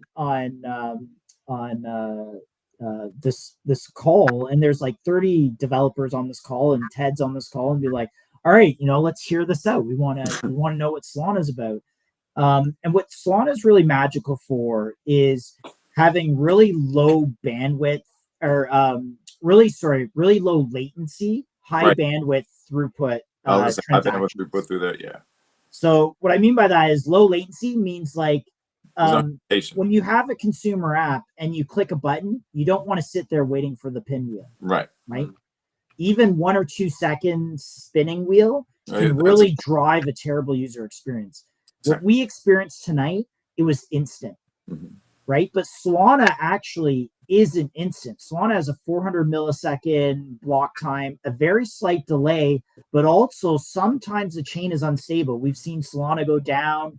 We've seen, sometimes transactions fail. Well, when you're using money, it can't fail. It has to work, and it has to be instant. And so Code said for 2 years, they built on top of Solana. They said, we need to build techniques and infrastructure. So they built what's called a sequencer. and they used a technology called a time lock program, which is kind of like signing a check. And they use those two technologies to create what is actually an L2. At the time, they didn't call it an L2. And those two technologies combined kind of made the code L2 kind of like a, kind of a layer on top of Solana that made it instant. Right. And so when I have this digital dollar bill, and actually Code has a patent on sending a digital dollar bill. So when I have this digital dollar bill here, this is actually a preloaded Solana transaction.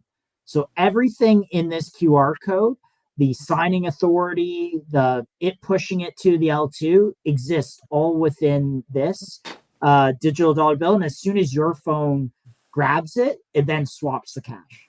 And that's how it is magical. And they're the first team to do this. They're the only team to this day to actually achieve this massive engineering feat. When I explain this to people, I was like, it's faster than like regular Solana. What Solana has? They're like, huh? I'm like, you faster. Can't do this on Phantom, bro. Try SMS. Try it with Phantom. It does not work. No, I've tried it. I've literally said to people, I'm like, you can try it. Like by the time you go through here and send me and type in and click and go through all these steps, I've done multiple transactions with this app. It's that fast. It's that insane. And just the speed in general. When the first time I think I tipped Dan, he was like, it's already there before you finished. He was like, that was the fastest thing I've ever seen. Like that's insane. I'm like, it's almost like when you press enter and the key comes up on the screen. Like that's literally what, like the only thing I compare it to. You type a key and it responds. Like that's how quick it is. And people are like, nah. I'm like, put your Cash App up, or put the Code app up right now. But one thing I was going to ask is, and that's why I kind of slipped the Cash App.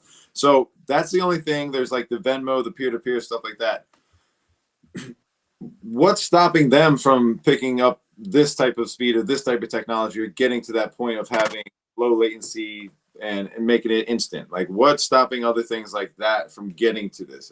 Like, is there anything that can stop? Because that's always been the thing. If you're the fastest, if you're the best, like eventually somebody's going to come up. What would be your competitor? Because honestly, I see this as a game player in there, but what would the competitors, how would they get there? Like, what would that be? What's stopping them? So about 6 months ago, Code open sourced all the software to this. So every part of how the system works, the app, the smart contracts, the time lock program, the sequencer, everything is open source. Okay. And they did that for a couple of reasons. One, they wanted the community to contribute, so people would look at the code and say, hey, how can I make this better?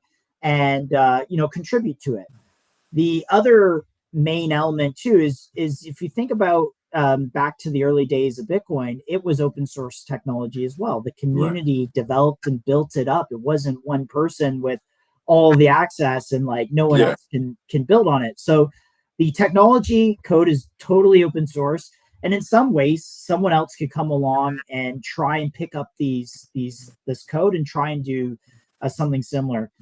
But this is 700,000 plus lines of code. And this infrastructure is actually very, very complex and hard to run. And so there's a lot of barriers just in the technology is really difficult. I think, to the initial question, I'll address that specifically. Kin is a key component to this whole thing. Okay. And the reason is Kin creates this aligned incentives where we all hold Kin. So we all work together to make Code successful. Code is kind of like Tesla, does no marketing, really low key. And I mean, they do some marketing. They create videos and they have an X account and they tweet out. But a lot of the organic growth is driven by the community. It's people that own Kin and who are aligned with Code to make this a really big experience. And Code is just one developer. There is other third-party developers building with Kin that are creating this ecosystem. So Code is one company, but there is other independent developers. There's one that just did Kin stickers, right? Which is like, hey, take your tip card. I'm going to remove the background and like put an AI image so that your code thing is in an AI image. Like that is a third-party developer that created that. Shout out James who created this. Like James is another leader in the community. By the way, what's great about Kin ecosystem is like I'm on the Twitter account, Kinship's on the Twitter account. We're community contributors. but this community is built by the contributors. James is a key community contributor. He's built a number of different tools with Kin and is a really great developer doing that. SMS, you've built a ton of use cases. SMS, you're joining the league of like Kin family, community leadership. Like you're right there with us, and we're That's really 100% excited how that it you're feels when I joining. see it. Like I try to explain to people, I was like, this pays for itself if you understand what this offers you as a user and how you can get your friends and family involved. Yeah. There's the underlying circumstance where you just invest slowly into Kin and accumulate that if you'd like to, but using this just for what it can do for you opens up that pathway, because it's not like, hey guys, will you pay me to like talk about this? It doesn't make sense to do that, because if I tell other people how this works and how they can use it, it does it itself. It's a self-propelling like tool that all you have to do is figure out how to use it. Like you can buy, all right, this is how I can break it down to people. If you understand construction, you can buy a hammer, you can swing a hammer. The hammer's not gonna do shit until you do work for it and you use it for what the use case is there. Otherwise, you just got a hammer, right? Yeah. Like you have to swing it. You got to put your own effort into it. If you do that, it's the same as people talking about working for your bags. Work for this sticker. Work for this code. Watch what happens. We're all family. Exactly. The community wants to see you win. Somebody's going to be like, yo, I love what they're doing. That's so cool. Like, and like you said before, there's some kind of exchange of value, whether it's your time, whether it's your talent, whether it's your perspective, a good quote, a good idea, a coffee. Somebody says, yo, you deserve a drink today. Oh, thanks. I appreciate that. No, for real. Send me your get code. Go grab a beer when you get done. This one's on me. You know what I mean? Like that's how real this is. And we know how this environment is. We've never met each other, but we're going to treat each other like we're friends, family, and we see each other every day. I wake up in the morning, I say good morning to hundreds and thousands of people. You know what I'm saying? Like it's that easy to buy somebody a coffee now with an application like this. Yeah.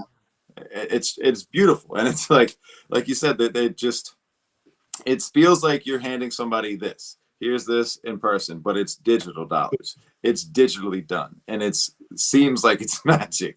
It makes internet magic money like real. Like that's and so I want to get back to your question about Cash App. So A, the technology is hard. B, Kin creates a moat because we're all working to make Kin successful.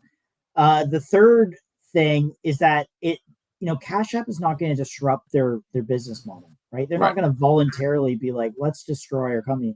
And, credit to Cash App. They do Bitcoin Lightning stuff. Like whoever the founder of Twitter is escaping my mind. Legend. What's his name? Musk? No, the original guy? Yeah, the original guy. What's his name? Fuck, now you said that, I was like, oh yeah, him. And then I don't know if he's behind Cash App. Maybe that might be wrong. But anyways, like, Cash App, it disrupts their business model. Their infrastructure is not set up Jack for Dorsey. it. Jack Dorsey, what a legend. Yeah. So it's just like, I don't think the big players are going to necessarily like go after this opportunity specifically. Eventually, when they see it get to big scale, they will. But right now, it's Staying on the lane kind of thing. We're in the back, the back rooms of like streamers testing this stuff, 3 guys on a call, like, to make Cash App do something, it takes engineers, time, resources. They're busy. They're doing a bunch of things. They have a roadmap. So this is just not on their radar. Right. Okay. By the time it is, it's too late. Well, the reason I ask that is because people say, well, why wouldn't they just use this? And I'm like, well, a lot of reasons, to be honest with you. But that's why I was like, well, I want to ask somebody else that might have a better answer to me, because all I can say is there's a lot of reasons why they wouldn't get involved with this. It doesn't seem like it's their repertoire. They like using Visa. They like using traditional banking needs and stuff. The only thing that they've incorporated is for Cash App specifically is the Bitcoin thing. But and the other thing to know about Cash App is they're US based. What's great about Kin is because it's self-custodio, anyone in the world can use this, right? And of course, not sanctioned countries. That's in the GitHub that those countries are not listed there. But people around the world are using this product. If you're in Kenya, you're using this product. If you're in Indonesia, you're using this product, right? Cash App doesn't work in those countries, right? And in those, India and Japan, it'll just South Africa, like it'll cycle through, England, Ukraine, like you can see it on screen. Like these are all countries where you can, basically when you're sending €5, it's backing it out into the kin equivalent and sending that. So it's I was going to pulling say, in is the this real for time kin price. one kin? Is that what like the bottom one is? Do you know if that's the rate of exchange for them, or is that like a set amount? Well, if you zoom it in, so if you actually zoom it in, you'll see the currency change, and if you look below it, you'll see the amount of kin that it's sending. Oh, okay, I see what it is. All right, so I got you. So whatever those are, that's the value. So pounds is 87,000. Okay, that's really cool. Right, and so it makes it easy to transact with people. Hey, what do you need? Oh, 50 rupees? I'll just send that, right? I don't even need to know how much kin that is. I just send it. And that's the thing I said earlier is like, you don't have to do any of the transfer. You don't have to do any of the ratios of how much is this and versus that. It literally does all of the currency exchanging for you. Like, can you imagine meeting somebody at one of these IRL events and you've never been to that country? And it's like, how much is this versus that? But like, I don't know. I can send it to you in kin. It does it, whatever. We can send it and just put it through your wallet. They're already going to be ready to do that. I mean, I just think that's cutting edge on getting people together again, is allowing people to interact with each other seamlessly. And again, it's blowing my mind thinking about this stuff and like what else you can do with it. But let me take a look at this because I want to see if there's any other questions that I had.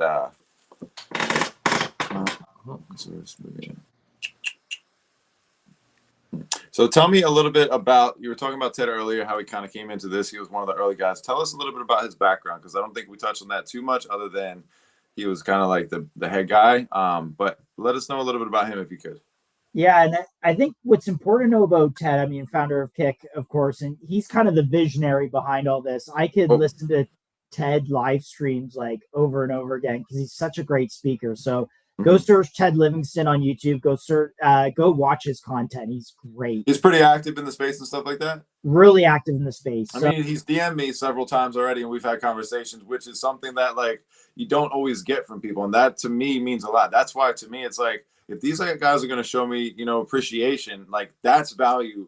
That's more value than you can look at, and I want to give back and help out. So that's something I needed to like at least say and be kind of grateful for, because that doesn't always happen. People will just be like, yeah, do whatever you got to do. So that means a lot. I think the important thing about Ted is just the value system Ted has instilled in our community. Work hard to find the win-win and consider all the options. And another third one is seek to understand. So understanding people's difference of opinion, because when crypto prices are down, people argue. There's a lot of infighting. Crypto is very tribal. There's a lot of money at stake. And all along this, 7-year journey, which is, you saw the chart, there's been ups and downs and highs and lows. Ted has been really focusing everyone on those 3 core values. And even when we got the SOL grants from the foundation, I described how we recovered it back.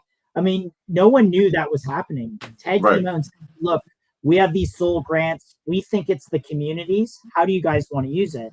So he could have, technically him and the team could have, just kept that and not even told anyone. We would never have known. But his value system, he is so value aligned that he said, nope, that's the community. We're going to do a community vote. And so every major decision, whether it's burn the outstanding kin, it's, give access to the Twitter account to the communities to do a community takeover, all these things are based on community votes that these proposals end up on Reddit. So if you search r-kin on Reddit, you can see all the proposals there. And so he's just like a really good human being. Like Ted is an incredible person. And I think there's one thing I've learned over the years of really deploying capital in the space and doing well is you're betting as much on teams and people as you are on technology. 100%. And there's a lot of projects that had great technology, but their founders quit and the project went to zero. Yeah, I mean, there's some that I still like support the community because we're still here. And like, he was honest with his community and kind of said like, hey, I'm moving on, doing some other things. I don't have the passion or desire to be here, but it's like, there's already, a bunch of people here that wanted to stay, you know what I mean? So it's like, it became a community takeover, and like, he gave us access to everything, which is great. But it's like you said, not all the founders want to stay where they're at and continue, driving that nail down. They got to move on. So that's really cool to like know that. And another thing for me is I invest now, like me being newer to the space, I had to have the learning curve. I had to figure out my own way. And one of the things was investing into people, whether it's their time, whether it's their products, whatever it is you like about that, it's giving that back. And it was easy for me to find the people, and I made a post about that earlier today about, the kind of communities that help the most with what you're trying to do, whether it's, I'm trying to trade or something like that. There's communities that you can join and you can learn that. And I mean, Dan is a good example of that. He just joined in and he's helped a lot of people by that.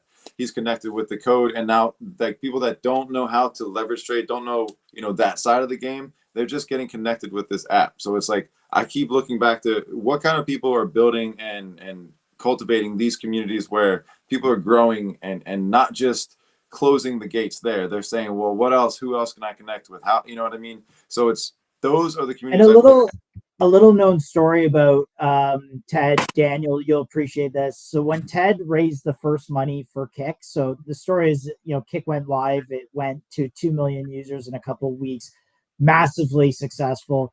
When they raised that first money, Ted took $1 million of the money that he raised and he donated it back to University of Waterloo to help their startup accelerator program and help other founders. And like this, look, this is a young guy. He just, raised this company at, eventually at $1 billion valuation when Tencent put 50 million into it in 2015, I think it was. But, when he was young and his first money he made, he gave it back to University of Waterloo. Like that is the type of values that he has as a founder. And, again, like when I look at projects and who's building these things, betting on those people are just as important as anything. So, that kind of sums up who Ted is. I met him for the first time actually last week, and he's a great guy. And he seems like he's very genuine.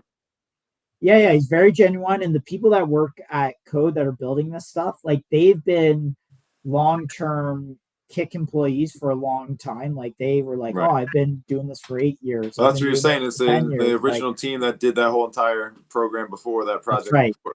So they sold off Kick. They said, you know what, forget it. We don't want, we're not going to do the messaging thing anymore. We're going all in on crypto. We're going to set up a separate entity and then allow for a community takeover and full decentralization of Kin. So Kin is now run by us. It's run by SMS. It's run by Daniel, Kinships, and others.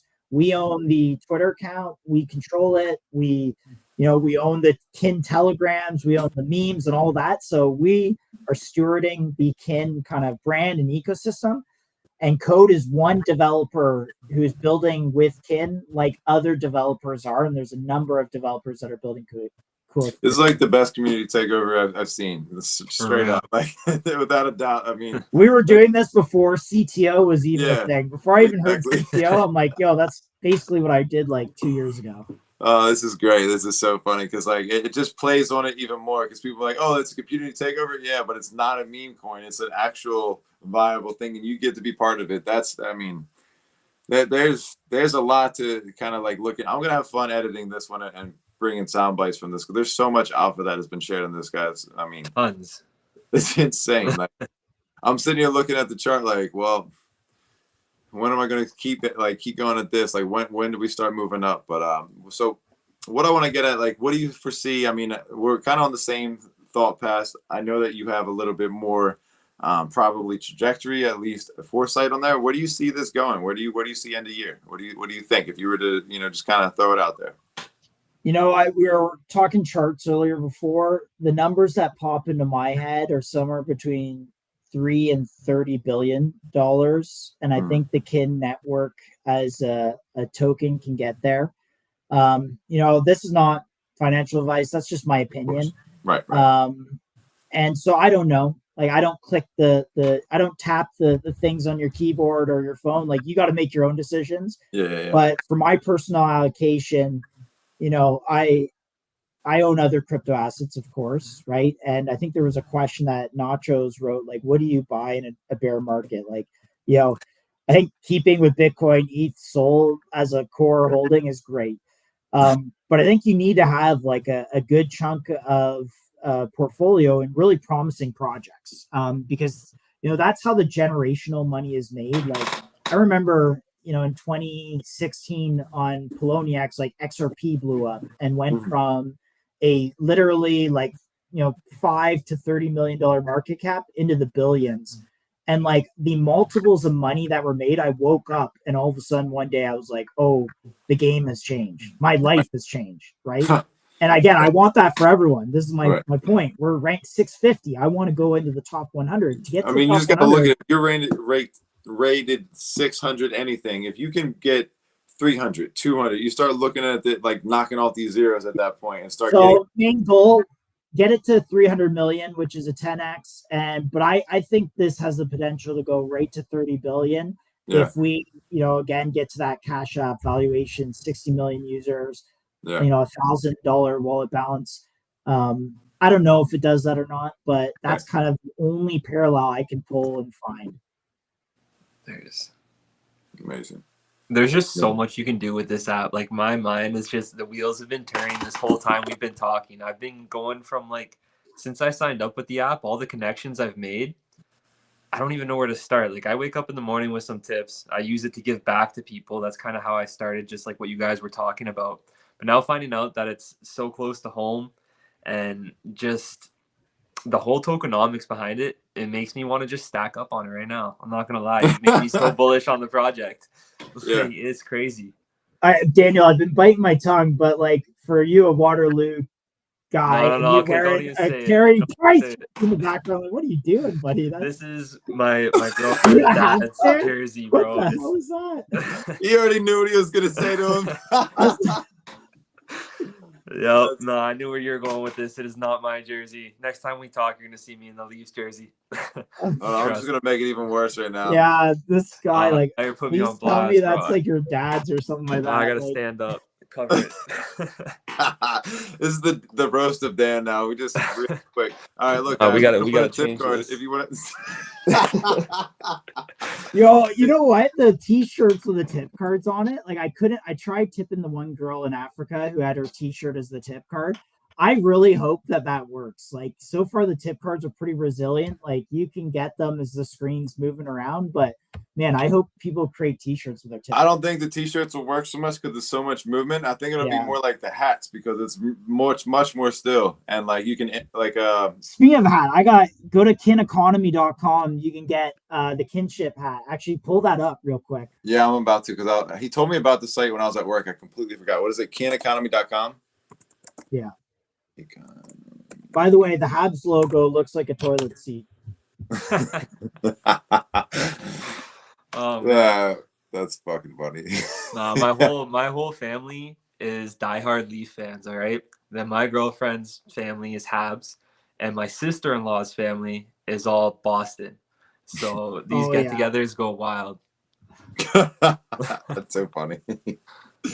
All right, here we go.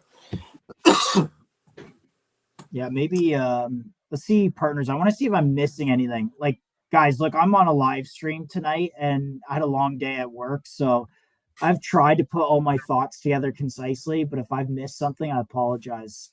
Maybe I can find it on here.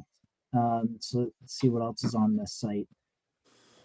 Regulatory clarity. That's the SEC thing that we talked about. I think that's a huge bonus. Zero inflation. Okay. We covered that as far as that. Independent partners, Code, Sphere, Underdog, Stockpile. Yeah, there's these are all like apps that have, we want to give users a way to like use their kin. So these are apps that DeFi apps that have kin integrated. There's a Telegram link if you guys want to get in there. There's all the connections and socials down here. Reddit, Discord, Telegram, X, King Community. I really like that. Awesome. Look, everything's right here. So then here's the shop. I like this a lot. I mean, the really cool part about it is that there's a lot of community action and because this site opportunity is community built, right? Like the kin logo and brand, like the kin logo has changed over the years. It used to be like this blue K with like these dots around it. Then it was like a purple K, and then the purple K changed. Then the purple K went to this like hexagon thing, and then we got rid of the K and we're just like white hexagon on black. We think that looks the best, and it honestly, it's so clean. Yeah, there's the hats. Yeah, I like these up here a lot, like with the crypto looking thing in there, like the coins and stuff. I Yeah, like that. Kinships is doing another version of these shirts. So we'll wait for drop two. There'll be a ton of ones coming, but go buy a t-shirt. And then the hats are amazing. Like this hat right now fits perfectly. Yeah, I like that. Look at that. It's got kin on the side there. Nicely. Oh, yo. It's embroidered on there. That's good. Very cool, man. Make kin great again. You know, like 7 years we've been doing that. It's finally happening, which is crazy. That's nuts, though. It's really cool to like get on board and see the excitement behind you guys, because you don't always get to fall into something like this that's available and it works so well. And it's also, you don't always get into something where there's no barrier to entry. There wasn't anything I had to buy. There was nothing like you can't afford to be part of this or you're not part of this group. It's just download it and start doing your thing. It doesn't matter if it's something that's never been done before. It gives you complete freedom, an opportunity to be as creative and as innovative as. Yeah, and that's the other thing. Like SMS, you download it, and it's not like oh, now I got to go to an exchange, get Sol in my wallet. Now I got to go to an exchange, get right USDC on Sol onto it. I got to go to Wormhole, like bridge something from Base or Ethereum. Like, dude, my mom can use this. I swear to fucking God, this. I'm just like, yo, bro, send me your tip link. I'll send you $5. Right? Boom, you have cash. And this is the thing. Look, I hold most of my kin on a ledger that's in, a very secure vault somewhere. So I'm never worried about it. It's not going anywhere. It's, right. It's locked, right? Yeah. However, what is on the Code wallet, there are limits in place. Like you can only send $250 in a transaction, $1,000 per day.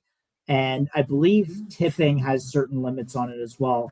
And the idea here is that Code is really to be more like your wallet, in your actual wallet, like where you just have $100 in there and you just use it for everyday spending, right? It's not like you have $1 million. Like if you get hacked on your Phantom wallet, like you could lose, your upside of loss is like $10 million, $100 million. Yeah, exactly. I mean, everything. Right? Like on your Code wallet, you got $10 because you've been tipping back and forth. Like good for you, got $10. If you lose that, it's not the end of the world, right? But right. Code's secure. Like Code is rock solid secure. You get, when you start up the app, it does say, hey, put these 12 words in a safe place. That's how you could recover it. So, it's not, I use Code Wallet for everyday stuff, but like my main kin bag is like Ledger secure, and everyone's using a hardware wallet. And that's what I was saying to people is like, I've been putting it right into the Ledger. I just buy it. I'm like, just send it right over there. Put it in a bank vault at a trusted institution, put the seed phrase at a bank vault at another trusted institution, and a safe deposit box it, and nothing will ever happen to your crypto. It'd be good to go on that note. But that's how the pros do it. What do you think happens to the price if we get a user base the size of a small country buying kin to use for life, for daily life with micropayments? I mean, we've teed up this question like multiple times with talking about Cato and how easy it is to buy $250 a kin, how the swap works, buys it at market, shows up in your wallet, and an average user can do that, which is great. We alluded to, what happens when you have 10 or 60 million. So let's say you get to Cash App's size, right? The average balance on Cash App is $1,000. And what happens if you get 60 million people buying on average $1,000 a year, or even if every few years? Like that amount of buy pressure is insane. And again, that buy pressure doesn't end up on the sell side either. Once a user buys it, they might pay a creator or a developer, $10, but that developer might not necessarily turn around and sell it and cash it out. Right? Yeah, they might hold it, right? Yeah. So it's stored value into the market cap that might not ever come out, right? And again, think of like XRP right now. Like, again, why are people buying it? They're buying it to speculate on it, which means they're going to sell it at some point. Right. And I was really going to touch on that. I was like, most of the things are speculative things they're buying. Like when I got into crypto, I thought, all right, so why am I buying this? How can I use it? And how can I sell it? And none of it was, how can I use it? It was all hold, let it go, like hodl. There was really no other reason. And like I hinted at again, there's certain things that are set up for tipping and for payment solutions when it comes to crypto, but none of them seem to catch on, work, or be right. Like it just doesn't. Yeah. It doesn't seem like they're the right way to go about them.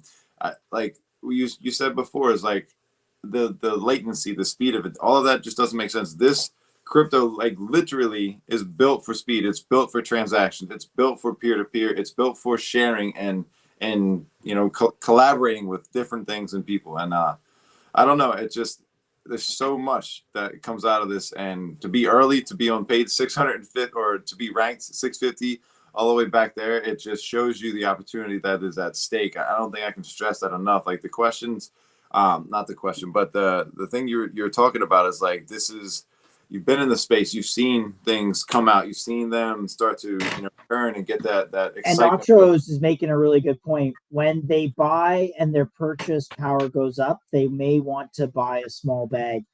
Like this is, so we saw this with NFTs. Like again, my NFT story, week 2 or week 1 of CryptoPunks, bought them early. And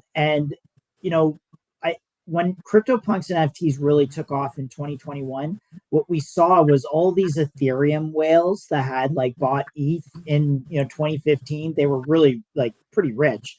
So Right. for them, spending $20 million on a digital image was like something they would do, or spending Right. $69 million on a Beeple, which is again now worth like nothing.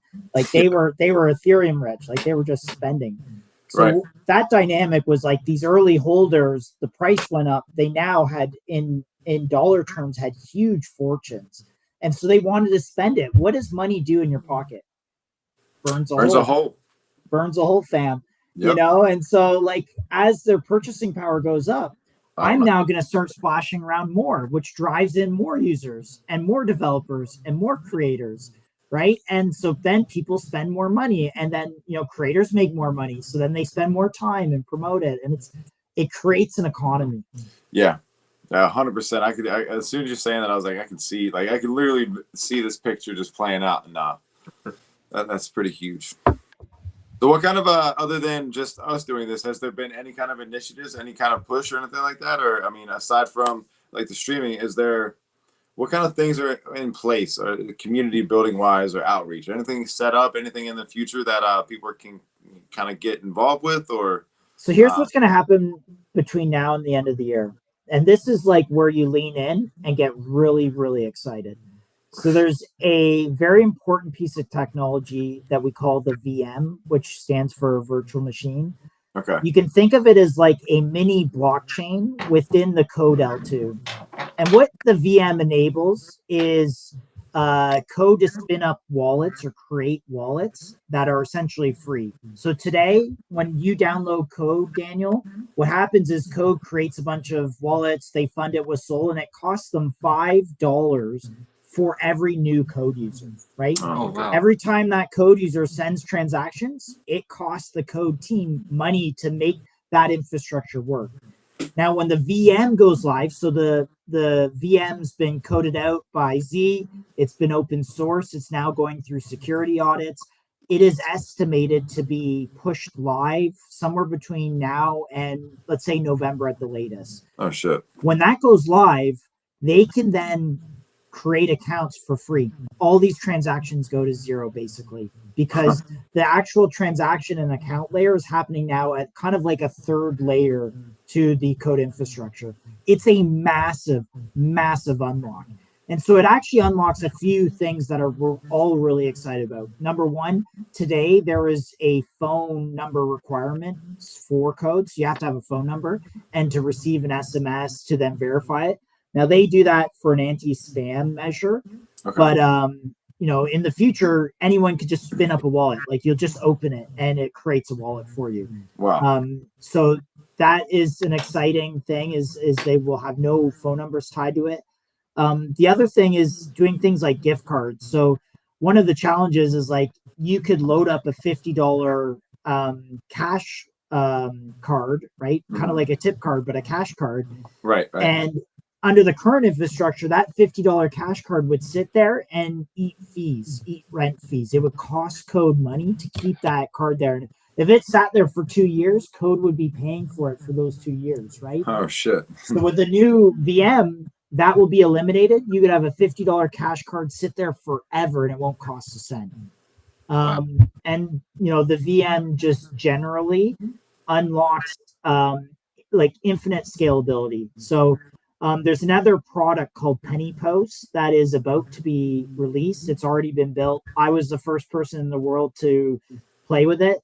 And Penny Post is essentially a Medium clone. And you know what I showed you, that article where it had the pay with code button? Yeah, where it came up as soon as you did right. that action. Yeah. The problem with that is that you need to be a developer to put that on your blog or website. Okay. With Penny Post, let's say you're not a developer, but you have a Substack, right? You already create newsletter content. You have 1 million subscribers, massive Substack. What you'll be able to do is take that content, cross-post it on a Penny Post, and put up a paywall. And now this does two really incredible things. Number one, it allows writers in the crypto space to send that out to their hundreds of thousands of X users, which will onboard tens of thousands of code users potentially in one single article.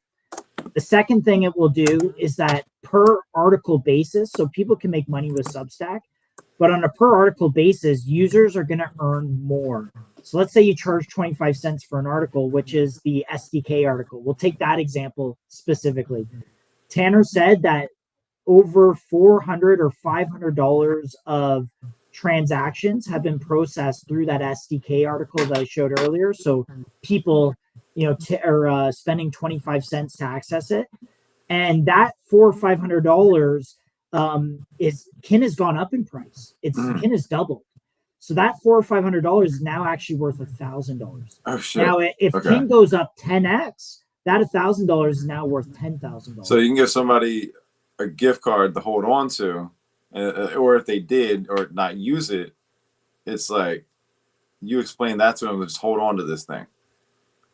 You could have that to users could hold on to it, but for the writers, let's say you're a writer, you create a really compelling article, you earn $200 or $300 doing it. Well, if Kin goes up 10x, that is worth now $3,000. So it's a way you can monetize. Well, yeah, you can make a living. You can, that's really bullish, because I'm just thinking of the people I know that are making articles and that they complain, like not complain, but their stresses are like a lot of times going into this and like it just doesn't, there's no value, and it's like, oh, I don't want to go to that website to fucking read it all the time and like go through their whole process, sign up and like to that thing to tip it and connect my wallet to. I want to just read it, boom, do that. So if they put their article up on the same exact premise, they can put that code on there and use Kin right away. Totally. Like, you just put it in your letterhead or something like that. Like, yeah, and they want to solve real problems on the internet, like charging 5 cents for a AI image. When has anyone ever done that? It's impossible with Visa. It's impossible with Cash App. Yeah. Having an article, pay gating it, charging 25 cents. I just want to read one article. I don't want to subscribe to Forbes for 12 months at $9 a month. Exactly. That's crazy. Like when I get online and look up an article and it only gives me like a certain amount of time to read it, or like get to the first page, it's like I click to the next one. We like, solved that problem. I'm like, Code is the only infrastructure on the internet today that allows microtransactions and solves for the problems of paywalls and charging 5 cents for an AI image. This is the only infrastructure that exists. And if anyone can show me anything else that's remotely this good or solves these problems, please. I'm all ears. Tag me. Mint_Josh on X. Hit me in the DMs, bro. Anyone. And just a reminder, guys, this is SMS Live. We're with Josh, Dan, and we're talking about the Kin ecosystem. It's what powers GitCode, or the Code app. You guys need to get involved with this and get part of the family. It's been amazing just to hear the background story, a little bit about the team, the founder, where they came from with Kik. Like, dude, this is just, it's really groundbreaking technology. And the more and more we talk about it, the more and more people start to use this, get involved, see how they can just get access to things that typically, again, had the paywalls, or you had to be part of this thing. It makes so much more available, and it's not just for the States, not just for the everyday consumer. This is something that we've been seeing other countries where they don't have the same access to things being able to use this. The price of that's going up. They're making more money.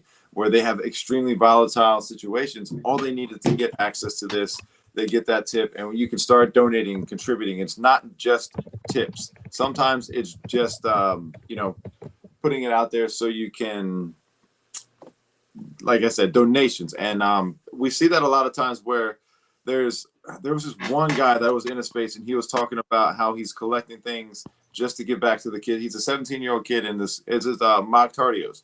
He was in there and he was like, "Yeah, I'm just collecting stuff for this." And I explained to him, I was like, "You should get this Kin app or the Get Code app and use Kin." He was like, "You got to break this down to me a little bit more." I'm like, "What you're doing is so amazing, but imagine if you got the power into their hands where they don't have to wait for you. It magnifies what you're doing." And he was like, "You got to really help me understand what I mean by that." I was like, "It's a peer-to-peer transfer." And then he was like, "Oh, like they just scan it." And I showed him exactly how to get down with it. And he was like, "Yo, bro, this is like buying Bitcoin at $30." Yeah, exactly. Or not $30, a $30 million market cap. I don't know what Bitcoin was worth at a $30 million market cap. I'm gonna actually try and find out. But it's like you saw his eyes light up. You saw when it was like, "Oh, I see how this is relevant. I see how this is something I can do or be part of." Let me pull this up for you real quick. I saw that link, and we'll take a look at this. Yeah, so Bitcoin at a $30 million market cap. I mean, the supply is 21 million, but it's roughly like $20 Bitcoin equivalent. I don't know if those numbers check out, but buying Kin today is like buying Bitcoin at $20, I believe. Yeah, $20 times 21 million is 40. That's $40 million. Say that one more time. Buying Kin today is. Yeah. Bitcoin at $20 times 21 million supply is $42 million fully diluted, right?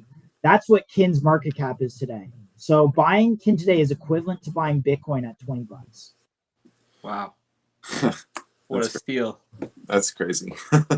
I mean, I don't know if it's going to get to Bitcoin status, but right. I think, and I don't know if we're, closing out, but I think one call to action really important is follow Kin ecosystem.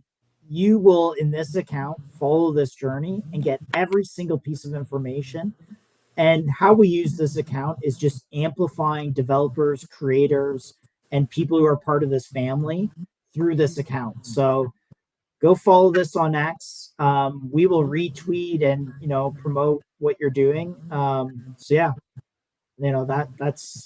this is like the only call to action that matters is following this, and you'll see the Get Code stuff pop in the feed. You'll see other Kin developers, all this kind of stuff. Yeah, if you follow this account, guys, you'll be on your way to being part of this and benefiting dramatically. I mean, you're gonna think of new ways if you haven't heard of one today. This is gonna fit your mold.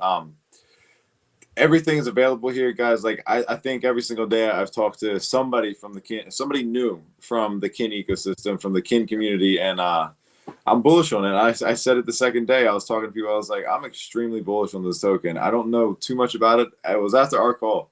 I was doing my lunch. I was like, screw lunch. I got to listen to this guy and see what's going on over here. So definitely get involved, guys. Get Kin, Get Code, get involved. Maybe we should kind of put that together. Get Kin, Get Code, get involved. All of that works together. That's it. Yeah, let's do next time. We'll do spaces. We'll try and get Ted on one as well. Okay. Do an AMA.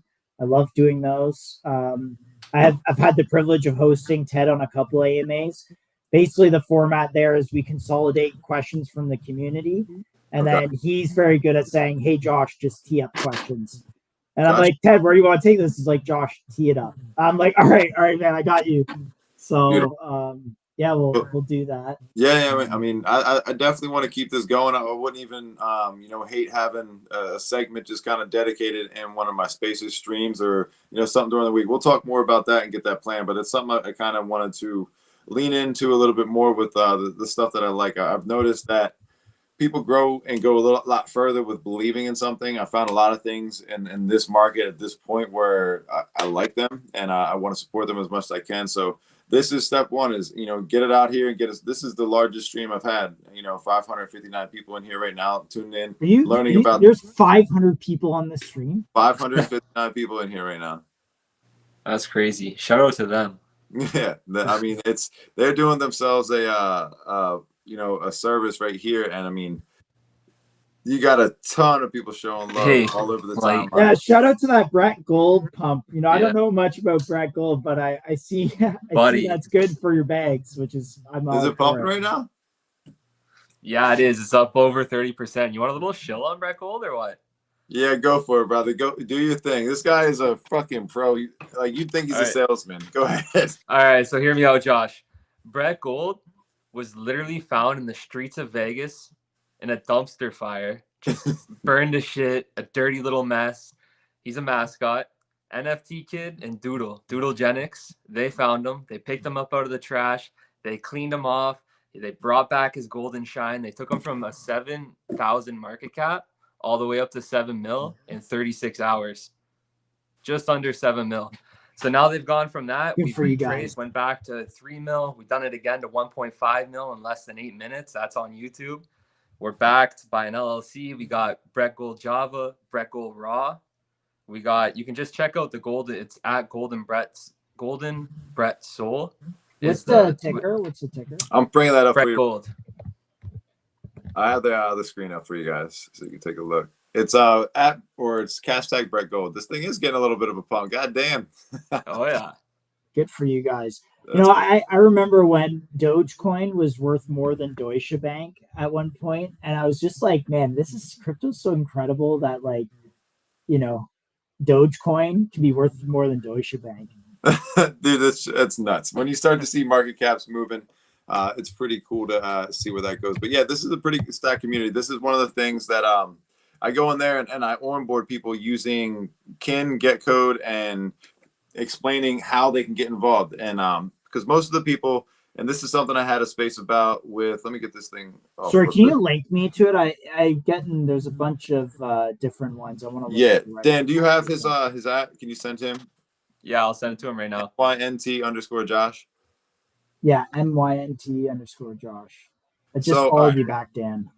So one of the things that I've learned with being in the space, onboarding, trying to do the educational thing and getting people involved is that's great, but like they didn't understand how to use a wallet. And when I realized what GetCode had with Kin and the wallets and how easy it was to get people to understand how to open, download, and you didn't have to have a certain device for it to work. It was whatever you can download from your app store. That was it. So it went like this. Get this.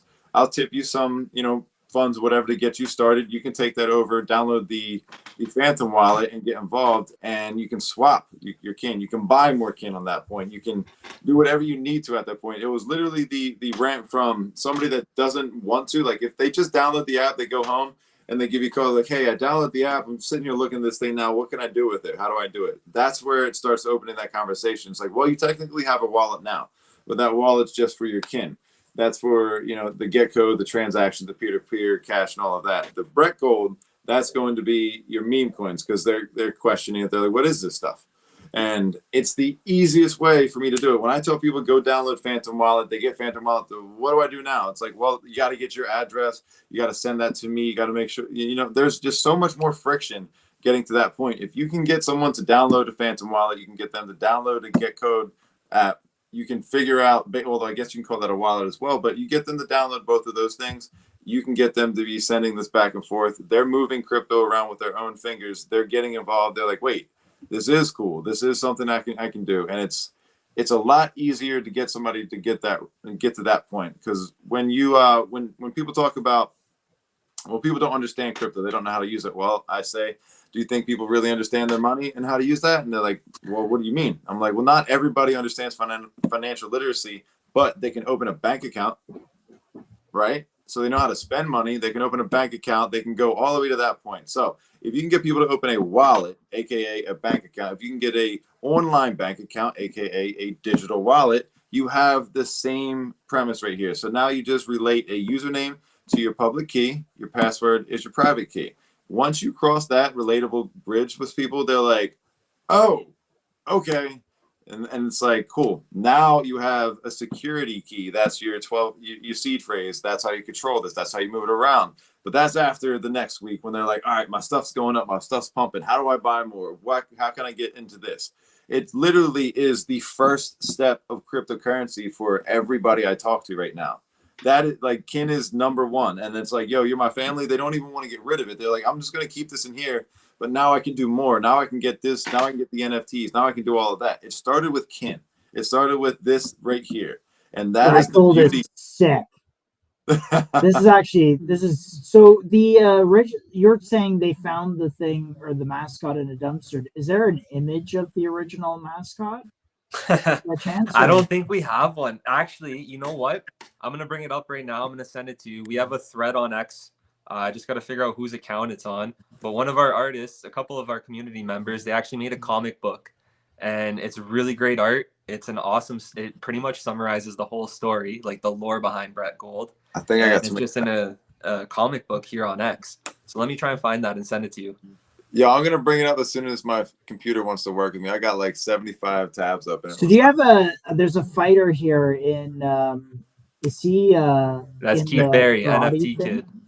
Okay. Yeah, he was on cards in the UFC under Chuck Liddell. Now he's big in Karate Combat, so we're linked to them. We have a few fighters sponsored, and yeah, so yeah, it's crazy what we're doing. Is he's still involved with the project? Oh Yeah, he's him and Doodle are pretty much the two guys that are like kind of running that and heading that. But since from that down, it's just community members that wanted to take part of it and be involved. The reason I stuck around is I'm a fighter as well, and it's like I saw the fight family in there, and it's just I met them in Nashville, and it was like when you have that rubbing elbows, shaking hands with people, and there's nothing better than that. So that's why again, it's like I Totally. support and I lean into the people and the kind of people that want to stick around and support each other, and that's where These I guys found. are gold pilling me here on Brett Gold. They're probably going to consistently do that to you. Yeah, DM me your Phantom wallet. It's not as easy as code, but I'm gonna send you a little Brett Gold. What's the Oh man, if you showed this to me earlier in the spaces, I could have bought it cheaper too. No, we're gonna hit honestly like the market cap right now. Like this is such a huge accumulation phase for us. It's fun. Like just wait. It's always a good price. Trust I'm me. just making sure I'm not screen sharing my screen here. This is the Brett Gold Raw. I mean, it's pretty funny. They got their own store set up. It's pretty legit, and they got a stream, and they reposted it too, so that's dope. But every single day, morning, afternoon, evenings, they've got spaces and shit. You ever want to come and hang out? I'll make sure I send you a link. But where's the regulars? Brett Gold Raw on Soul, right? Yeah. This is their main account. And this is like the character. I've done some of the PFPs myself, but it's basically Brett from the Fury collection and all of that Brett kind of on stuff. base. Yeah, Brett on Yeah. base. And this We're is the number Brett one Gold. derivative on Soul. Yeah. So they got this kind of stuff. And I mean, we got some good artists in there that do some good stuff. Amazing artists. This is why I love crypto. It's just these communities that like you can just hang out in and contribute to and do cool And that's stuff. another thing. Like I've onboarded, between me and SMS, we've onboarded so many like artists from the communities. I know like Brett Gold specifically, and I've just been tipping them with Get Code for I all like the work this they're one. doing.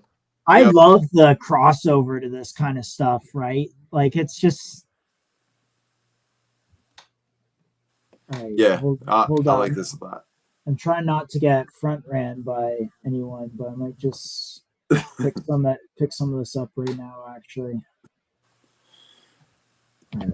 Yeah, that's the one downside when you have 575 people in the space looking at the coin. Everybody wants to get a piece of it because they get it. I mean, it's pretty obvious here, but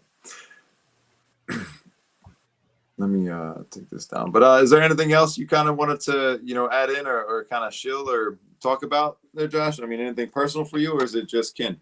Well, I actually just bought 4 Soul Brett Gold. Hey, let's Jeez. fucking go, my man. At You're a 1, 2, legend. 3, 4. The timing is perfect, my brother. And then 608. So face I up. just bought some Brett Gold, fam. So Shout out to Welcome. Well, all Gotta right. get- So if you have $1 million, was it $1 million? Because if you have $1 million Brett Gold, you're in the alpha group too. Yeah, we No, got the I- Millie chat on Discord. We got everything. I don't have $1 million. I'm a little shy of that. If I bought it earlier on the stream, I would Well, have. you tell me how much you're shy, and I'm gonna make you a millionaire. I don't know. I'd like 150K, but it's all good. No need to do that. But this is cool. I like this. I think the chart looks phenomenal. This chart looks. Yeah, it's definitely entry point right now. I mean, they've been working a lot, and I try and tell people when you're looking for stuff like that, you have a solid community where they show up. We just had a fighter last weekend, made his debut, Paysan. So it's like they really are supporting people in and outside of basically the internet world and the digital world. It's not just stuck to this; it's real world use cases for them, the raw store and all of that. And it's I mean, I just showed up and started being part of the family, and it was very clear to me like this is one of those coins where it's like they took it over at 7,000, they ran it back up, and everybody shitted on them and dumped, but they gave them another opportunity to grow and recover that, and they're doing a great job with it. So All right, be happy Flight to have you 2. hanging out. I follow you. But if you got nothing else, brother, Dan, do you have anything you wanted to share? Anything you got going on you wanted to add to the conversation? Honestly, like I'm just I gotta go get my debit card. I gotta buy more. To be honest, like that's all I'm thinking right now. I'm looking at all my plays. I closed the short, opened a long. I looked at my Brett Gold bag. I'm like, man, all I'm missing right now is a nice little Kim bag because I've been giving that all away, to be honest. So I need to get some and sit on that. Thanks, Josh. You're really bringing out the DGen in me with solid plays. I'll tell you what. If you get me into the million Brett Gold Club, I'll send you the equivalent in Kin. So. All right, brother. Yeah, I'll hit you up on the DMs and we'll figure that out. And we'll do an OTC so we don't impact I don't sell Kin ever, so I don't want to sell Kin in the market. I'll just once I realized what was going on, bro, like there's maybe 10% of a tip I put in there, and I was like, I'm just gonna start buying this shit on my own because this is something else. So yeah, you guys got enough alpha out of this one. I want to appreciate 608. 68 is my favorite number, so I'm glad that it landed on 608 and the whole Brett Gold thing 1, 2, 3, 4. I'm one of those people that look at numbers and serendipitous situations. So it's been a pleasure, Josh. I want to do this again, and I want to bring more awareness to the ecosystem and to what we got going over here. This is something that anybody listening or watching, you can equally be a part of and contribute. All I did was just pick up the skill sets I have and apply them to what was there and share it with my friends and family that I hang out with every single day. One of the first people I went to was Dan. I was like, yo, get this shit right now. And then I went back to him again. I was like, did you get this shit? He was like, yeah, I got it. I was like, word. And then after that, I think the next morning he was like, this is a hack, bro. Like the engagement is going crazy. I was like, there's so much more. I've got some messages from some people about what's on the, on the pipeline, what's coming down the, that road. But I'm going to let you guys kind of just speculate and think and wonder what that could be, because maybe next time we talk, we'll be able to share that. But I can tell you that this isn't the end of the pipeline when it comes to the development end of things. It is going. Yeah, this year's going to be, higher. and like people thought like, oh, ETFs come in 2024 is going to be wild. I think the real run is in 2025. Like you look at the Bitcoin chart right now, You can go to coiling, and it's like wanting to do something. Me and you both, bro. You can go back to February and January spaces where I was like, I truly think that we have a little bit of a run up. We kind of come back down and go sideways from like the fall all the way in, and you might even see it go even further down towards the winter. But in 2025, I really do feel like things will probably come alive. There's a lot more going on at stake. There's a lot more moving parts. There's an election year. You have so many different things that could happen. We could also have everything go to a screeching halt if something crazy happens. So like, there's that option too. But it would be wild if we send Brett Gold to like 60 million. We can send it all. I mean, I think that there's what is that from here? There's what is this 600K market? It'd be like a 600. That's 100x. That's 100x. Yep. I don't know if it does that. Again, I don't push buttons on your keyboard, so you make your own decisions. But man, 60 million seems like it's possible. Absolutely, it seems really possible. I mean, I was telling him earlier. I think that 100 million market caps are basically 100,000 market caps in the landscape that we've made for ourselves, being degenerates and the shitcoins that are out there. So anything essentially is possible at this point. But man, this has been great. I mean, I want to hang out. and continue doing this, but I know the conversation and just the where it's starting to head, and I'm Yeah, I'm tired. Yeah, but look, guys, it's been a great time. It's been about 2.5 hours. We've been talking about Ken, talking about Get Code. We've been talking with Josh about his background, everything that's been going on. Got a little bit of a background, from Ted. Hopefully we can get that space together. I got some notes, so we'll talk more about organizing all that, but I'm definitely going to set this up for maybe another week or two. We'll get together, see how things are looking, just run another space. We can, don't have to dive too much into, everything, the bones that we talked about, but there's a lot more going on in the market, a lot more that I think that could be, happen in the next week. You never know. Yeah. Somebody might pick this up and be like, watch this. I built that. Yeah. So. Totally. To sign it off from my end, like get into the Twitter account, get into the Telegram, ask questions if you're having issues with code or challenges or want feedback or like inspiration, please. I'm MYNT_Josh on X. So look me up, give me a follow, DM me saying you're on the stream and I'll follow you back.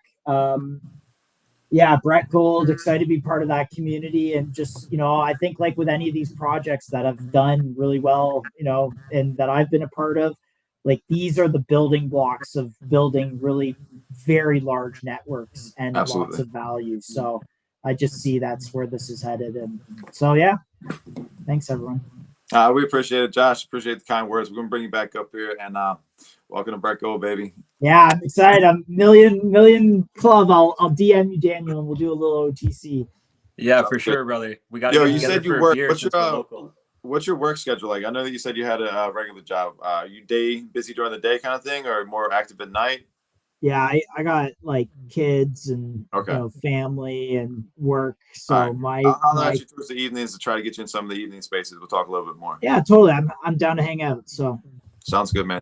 Thanks again, brother. You can dip out if you want to. I'm probably gonna say some, goodbyes and all of that. You can hang out if you want. It's all you if you're tired. Yeah, Daniel, DM me when you're in Toronto or something. We'll link up, brother. Sure. Actually, real quick plug-in. We're actually having a Brett Gold IRL event at Cabana Pool Bar coming up next weekend. So we're gonna be doing that one day and then CNE the next day. Yo, I'm FOMOing the shit out of everything, guys. Yo, where are you based, SMS? What's that? Where are you based? I'm in Delaware. I'm right outside of Philadelphia, basically like 30 minutes from there. Oh, true. Okay. Yeah. So not too far. It's probably like a 12-hour drive or something up to where you guys are at. Yeah, it's not. Yeah, well, 60 million Brett Gold. I mean, you can come up to Toronto. That'll be a flight. That'll be a flight. Yeah, I'm gonna be flying him out here. Yeah, exactly. There's some events going on, so I want to continue talking and seeing what we can do. And I heard you guys saying that you guys have some events out there, and just the trajectory that things have been going for me, it's more likely that I'll be doing some more traveling and getting around and spreading the good word. So that's right. Make sure that passport is good to go, brother. You have no idea. Look at this. I am literally on that shit right now. It's getting handed in tomorrow. I swear to God, I'm on it. Good. All right, guys. Is over here? Everything's set up, ready to rock. I just gotta drop it off, and I'm good to go. So love it. It's gonna be a great year, 2025. I'm really excited. So hell yeah. All right, guys. I'm gonna end the stream here. Thanks again. Thanks for all 637 of you. This has been remarkable. You guys are amazing. We'll do it again. We'll run it back. Y'all be safe. Take profits, and I'll see you.